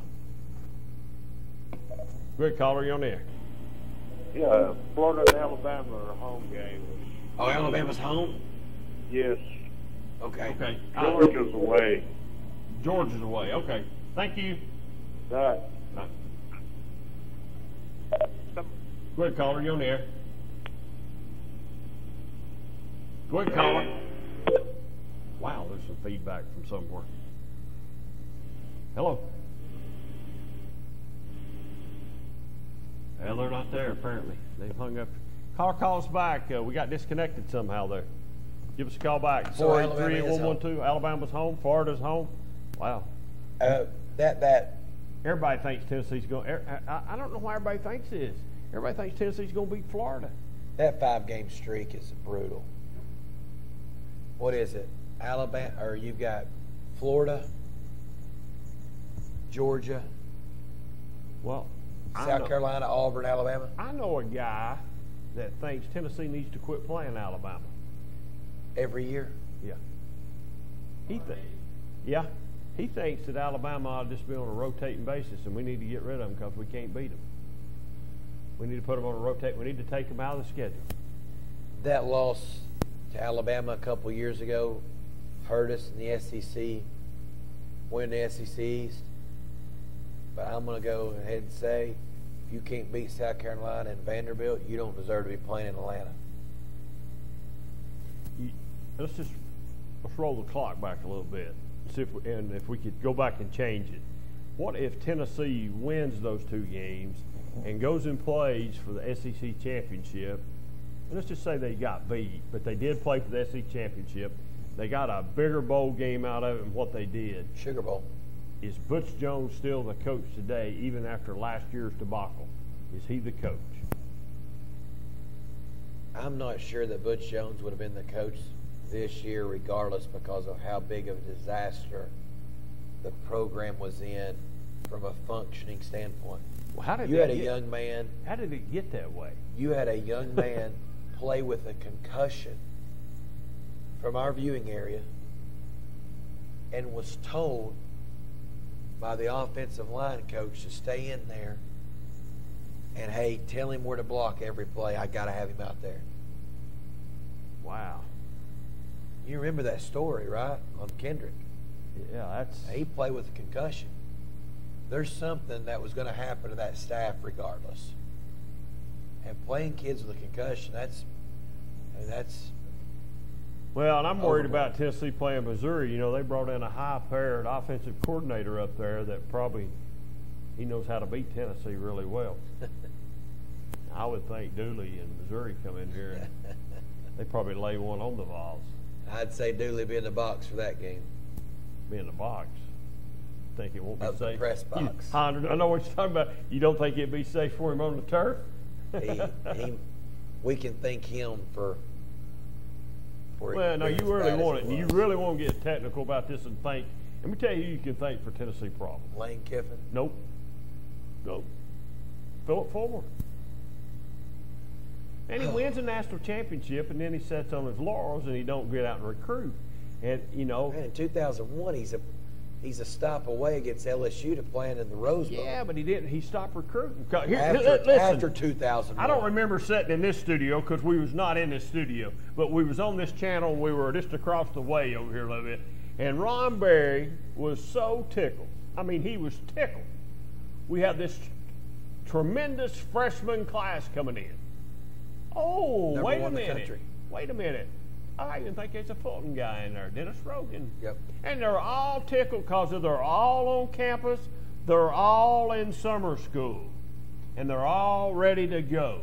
When it was all said and done, if I'm correct, there wasn't but 3 of them that graduated out of that signing class.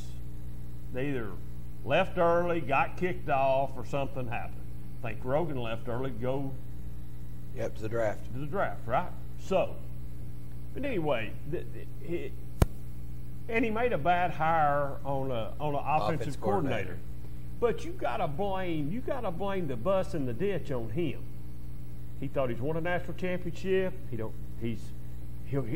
just flood here. Well, that's not the case. Yep.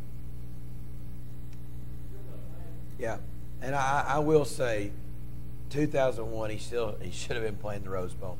LSU beats us with a backup quarterback, and from that time on, he never had another dominant season.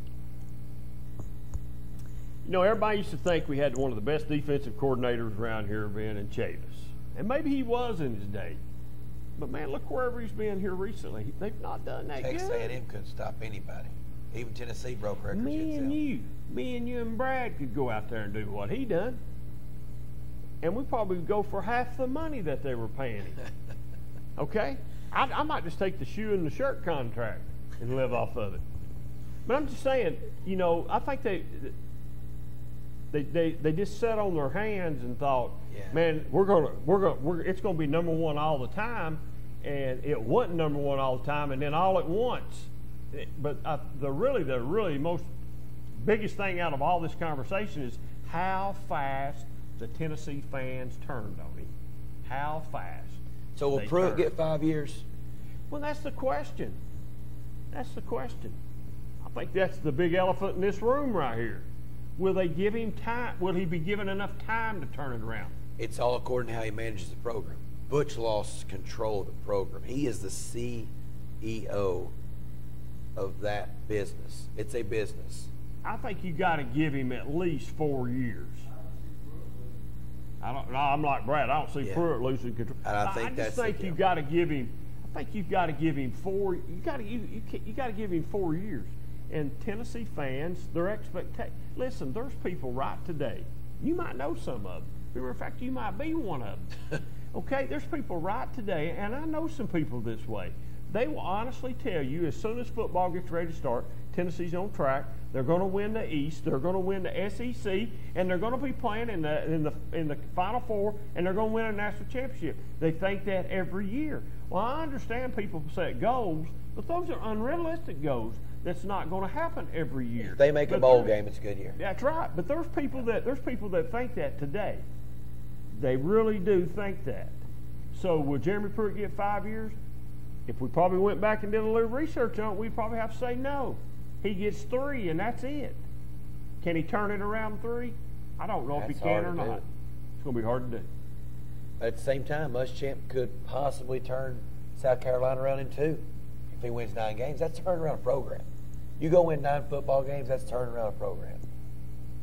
I really think if he's 6-6 this year and makes a bowl game, that's improvement over last year.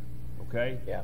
Butch's best thing he did in Knoxville was change the expectation of the Tennessee fans. He lowered our expectations. Well, he talked about bricks and bowl games, and we started following that line.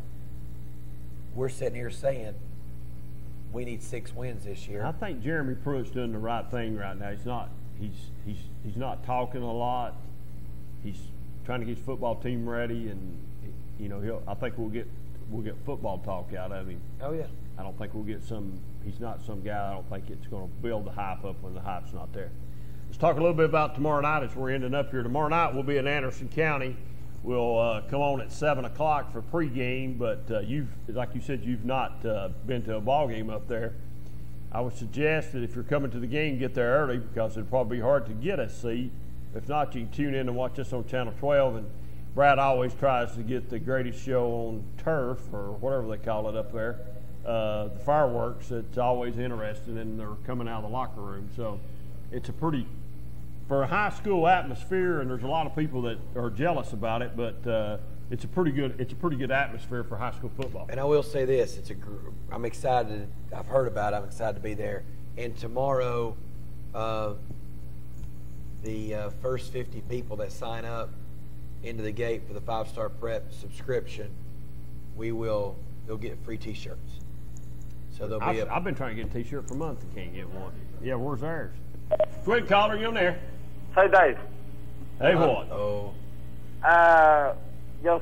Hey, is Seymour even good this year? Is Seymour good? Yeah. Yeah, they're probably predicted to win their region. Did they win tonight? Big. How much? Oh, I don't know. I don't remember. 40 plus points. Wow.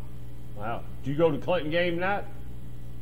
Yeah, we didn't look that good tonight. He's all in. Yeah, he's coach. I'm not the coach. I'm the water boy. Oh. I'll tell you what he can do. He can sell a dragon card. How do you know this? He can sell a dragon card. That's bad. Oh my God! I can't believe it. You are the water boy. Now listen, Anthony. You think Clinton's got a chance next Friday night? No, you mean that Saturday night? Next Saturday night, excuse me. There you go. Next Saturday night, Waterboy. You think they've got a chance? I don't know. I really hope so. If we don't, it's going to be a long season for us. You think so? It's just week 2. Well, the Waterboy ought to have a little better outlook than that. Now, that's all I've got to say about it. But listen, high quality. Go play the game, and then you call us. Well, you can't call us next Saturday night. We won't be here. But he can call us during the bye week. He can call us during the bye week, and we'll talk about it, okay? Hey, listen, Anthony, it's a game that Clinton should win. Do you hear me? Yeah. A game they should win. Hey, Anthony's got a deal with me. He says that Clinton is going to beat Fulton this year, and if Clinton doesn't, he's got to wear a Fulton shirt around town that next week. Yeah, and I hope you wear a Clinton shirt, Absolutely. too. I told you that was the deal. I'll wear it on the show. Yeah, you better. I will. I'm a man of my word. All right, Anthony, we appreciate you calling us, buddy. Get some rest, buddy. You got to get up early. You got to get up early in the morning. I will. Bye. All right, see you, bud. All right, bye. Anyway, we was talking about Anthony. He's got me.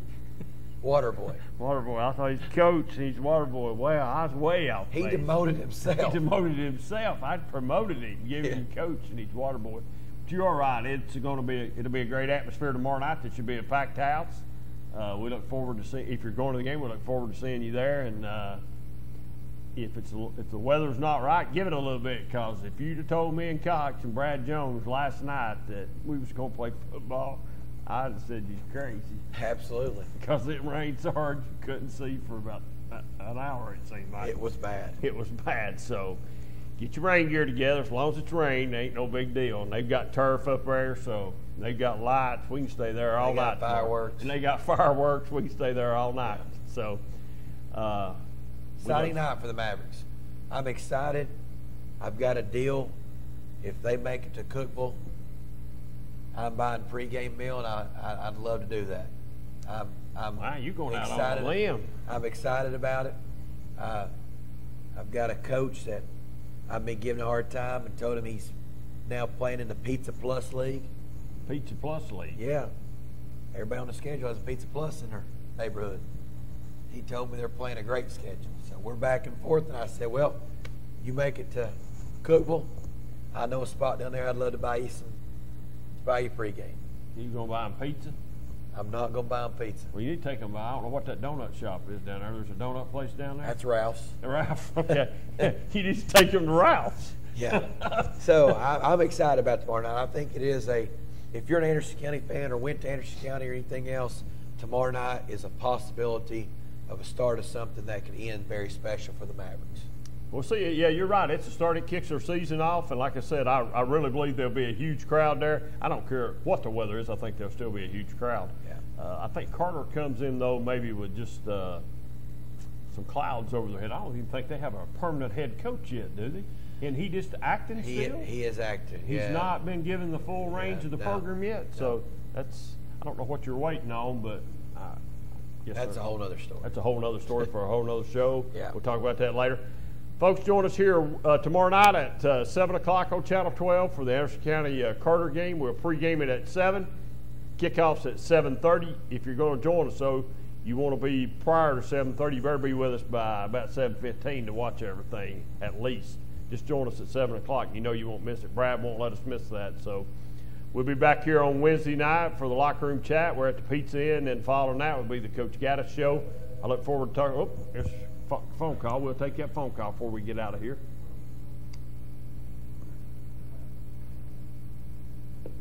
Quick caller, you're on the air. Yeah, David, I just wanted you to congratulate Brad for that great camera work. To say you're on ESPN, I even emailed my brother down in, texted my brother-in-law down, a big Vols fan down in Florida, and telling some people about it. And they're responding back. A couple of them have actually seen it. So, are you the one that got the shot last night? Did what? Was it your camera that got the shot last night? Oh, no. Actually, I went down. My son's in middle school. I went. He's like, Dad, I want to go. He's been to the chili supper. No, it wasn't me, but Trevor's the one that got the shot last night. Brad's son. Oh, I thought you said that was who this was. Oh, no. Oh, I'm sorry. Carl. I misunderstood Brad. I'm sorry. It's past 12. Yeah. It's past 12 o'clock. Tell Brad, yeah. All right. Well, we appreciate the call. Thank you. Thank you. I thought you said that's who that was on the phone. I misunderstood. Like we were saying, join us here Wednesday night for locker room chat and the Coach Gaddis show. Following that, I look forward to. I've got a deal with Coach Gaddis worked out too. You didn't know that, did you? I did not. If Coach Gaddis goes to Cookeville, I get to ride on the bus in the front seat with him. Yeah. I'm not got there yet. And just like Harriman last I made my reservations again this year with him. I'm in the front seat riding with him. He said he's looking forward. Hey, did you know his mother is 80? I think he told me the other night, 87 years old. Wow. They had a shot. They'd sent him a shot. She lives in Florida. Somebody taking a picture of her, and she gets Channel 12 in Florida. She gets it down there. And in that shot, guess who Joe Gaddis' mother was standing beside? You. Me. Tori Mudd. That's all I got to say about that, Coach. There you go. He said, my mother was standing by Queener. That explains the difference between you and I. You are trying to get a free ride to Cookeville, and I'm trying to help the community. If Brad goes, I'm going to go with him. It's free. I have before, so why not? Just like last night, me buying you those hot dogs. Yeah,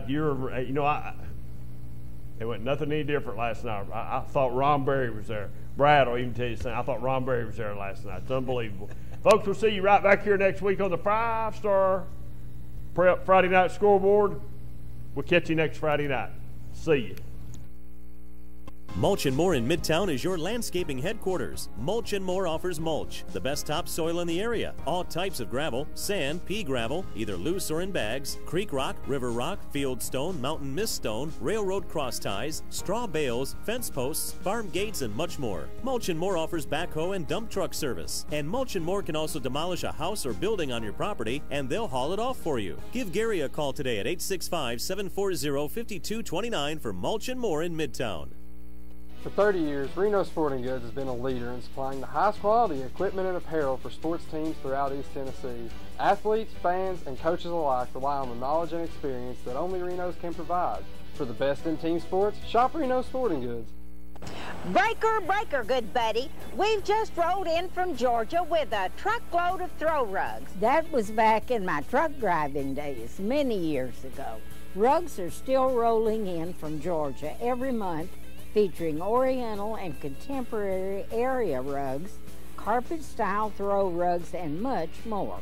All rugs are sold at the lowest prices possible. Find your rug at Hammer Stores. Rone Metals Group has been serving East Tennessee for decades. Locally owned and operated with convenient hours of operation. Rone Metals buys all types of scrap metal. Nothing's too big or too small. Still have that clunker sitting around? We've been buying them for years. Rone Metals Group are specialists in industrial scrap. We have what it takes to get any size job done. Rone Metals urges you to recycle responsibly. Scrap with only licensed dealers. A member of the TSRA and the ISRI. Rone Metals Group. Turn that scrap into cash. Smooth. Smooth cutting. And now even smoother riding. That's the Simplicity Lawn and Garden Tractors. Now with suspension. That's right. Simplicity is introducing suspension for residential lawn and garden tractors. The Suspension Comfort System. S.L. Bowman & Sons, 524 North Front Street in Rockwood. Call 865-354-0600. Evans Mortuary has been serving the needs of families in and around Roane County since 1976. As established members of our hometown community, we understand the security of dealing with people you know you can trust. We build our reputation on this trust. The Evans family appreciates the confidence the community has expressed in us over the years and will constantly strive to earn that favor. Evans Mortuary, 805 North Gateway.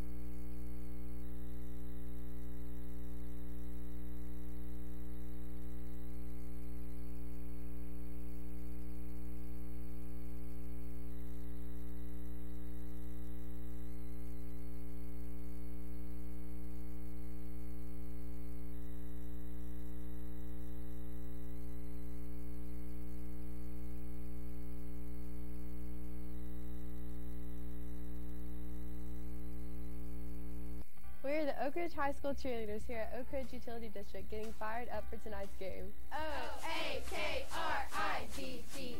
O-A-K-R-I-G-G-E. Let ORUD help you clean up after the game with the reliability and convenience of a natural gas water heater and the energy savings of a natural gas dryer.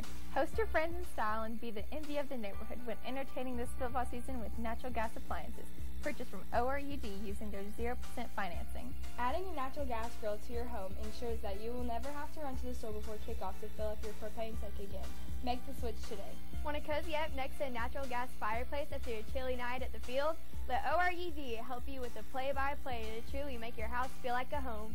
So be the champion of your team and score a touchdown with Oak Ridge Utility District and natural gas, a winning combination. Let's go, Cats!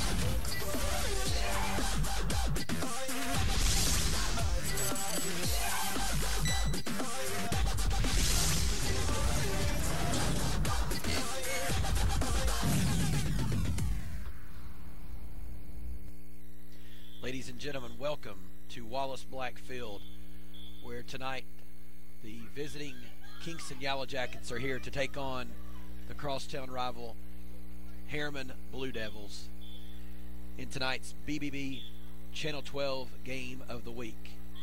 David Queener. Yep. My sidekick tonight, I'm Jonathan Cox, and we are very excited to kick off another year of high school football. David, the rain has moved out. You sure? We hope. And people are starting to file in here at Wallace Black Field. Give me a couple takes from some things you're looking forward to here in tonight's game and across the area for football this year. Well, I think tonight's game, Johnson, just has been in the past with these two teams. Harriman usually plays really well for three quarters, and they sort of run out of gas in the fourth quarter. And I think if you really went back years and looked at it, Kingston's probably dominated the fourth quarter probably in just about every game, maybe except for a couple that Harriman's won. So I really think that's the key tonight. Can Harriman, a much smaller school, stand up to Kingston, which is a team that should be fairly good this year, and compete with them for four quarters? I think that's something we got to look at. But now let me tell you something. Harriman's not going to quit, so take that off your plate already. They're not going to quit. This will be an exciting game. The second thing, usually there's a huge crowd down here. I really hope the weather has not backed the people off. Come on out and support your high school team. Like Jonathan said, the weather's cleared out, so get on down here. It's going to be a beautiful night, and it's pretty. Man, this field looks really good, Cox. Yeah, field looks really good. It's a really cool view across the area there to see the mountains, and you can see the clouds moving out. Yeah, they're moved out. I think you're right. Yeah, it's going to be good. High school football. So if you're sitting at home watching it on TV, get on down here. Support Harriman and Kingston tonight. Speaking of, we've had some games in the area move to tonight, and that thunderstorm came through earlier. But, this game was actually scheduled for tomorrow night. Right. And was moved due to the weather forecast.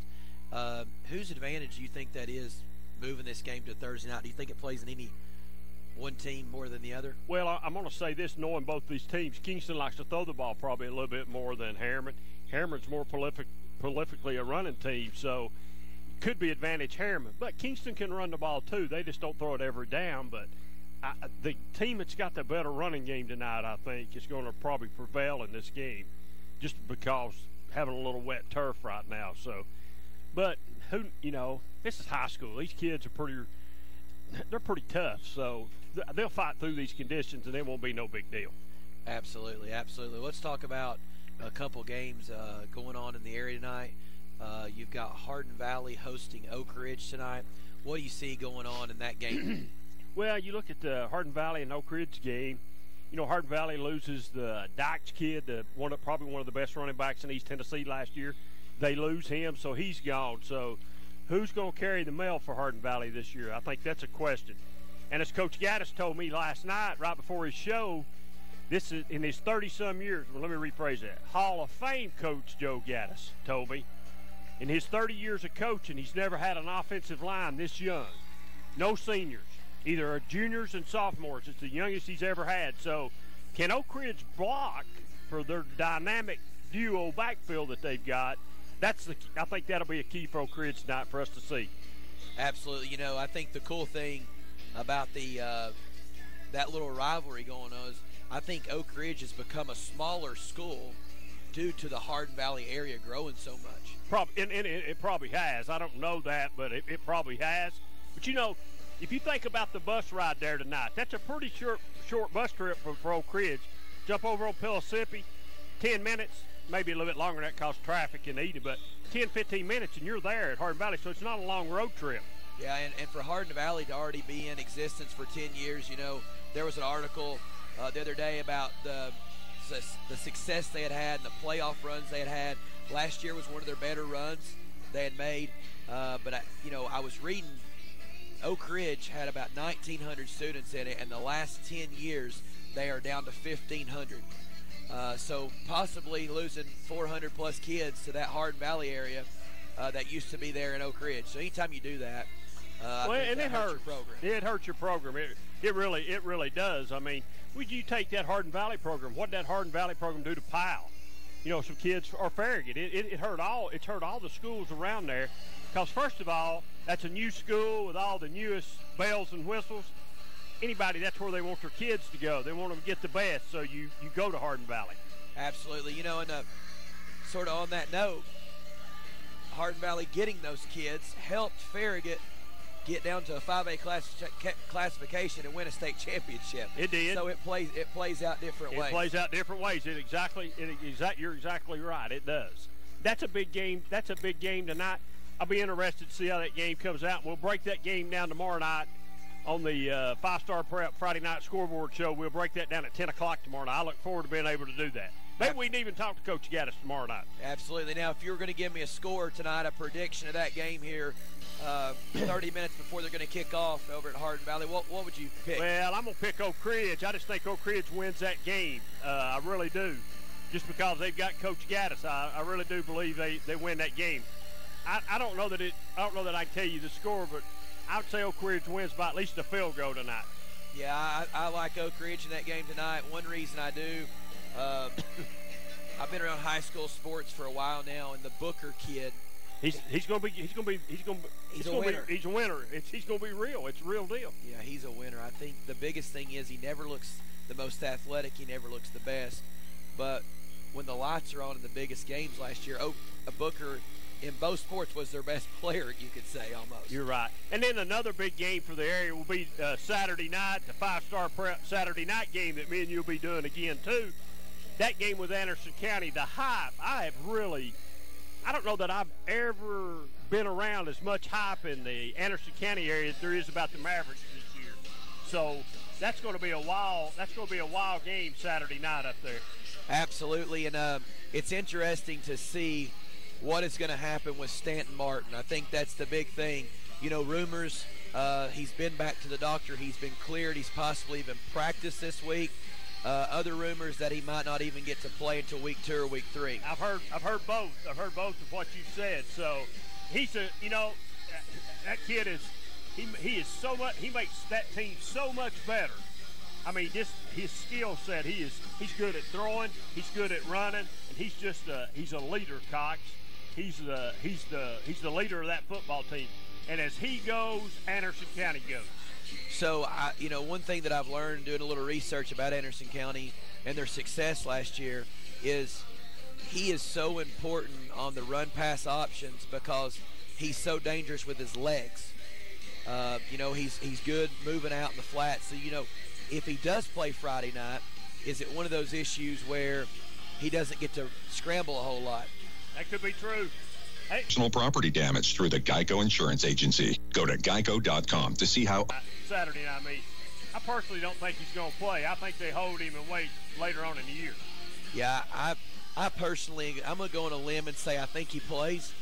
And I think Coach Gillum and staff puts him in positions where he's handing the ball off, throwing quick passes. And I honestly see Anderson County winning that game by 3 or 4 touchdowns. And I don't think he has to probably play into the fourth quarter. Oh, I don't think Carter. Longer. Find a station near you at Not a chance. But that ball is shaped funny. Things do happen, but I don't think they stand a chance of it. And I want to bring this up. I went and watched Anderson County scrimmage Powell. And the one thing that I was more impressed with, speaking of Anderson County and covering Anderson County, was how big they were up front and how they dominated the offense and defensive side of the ball up front against Powell.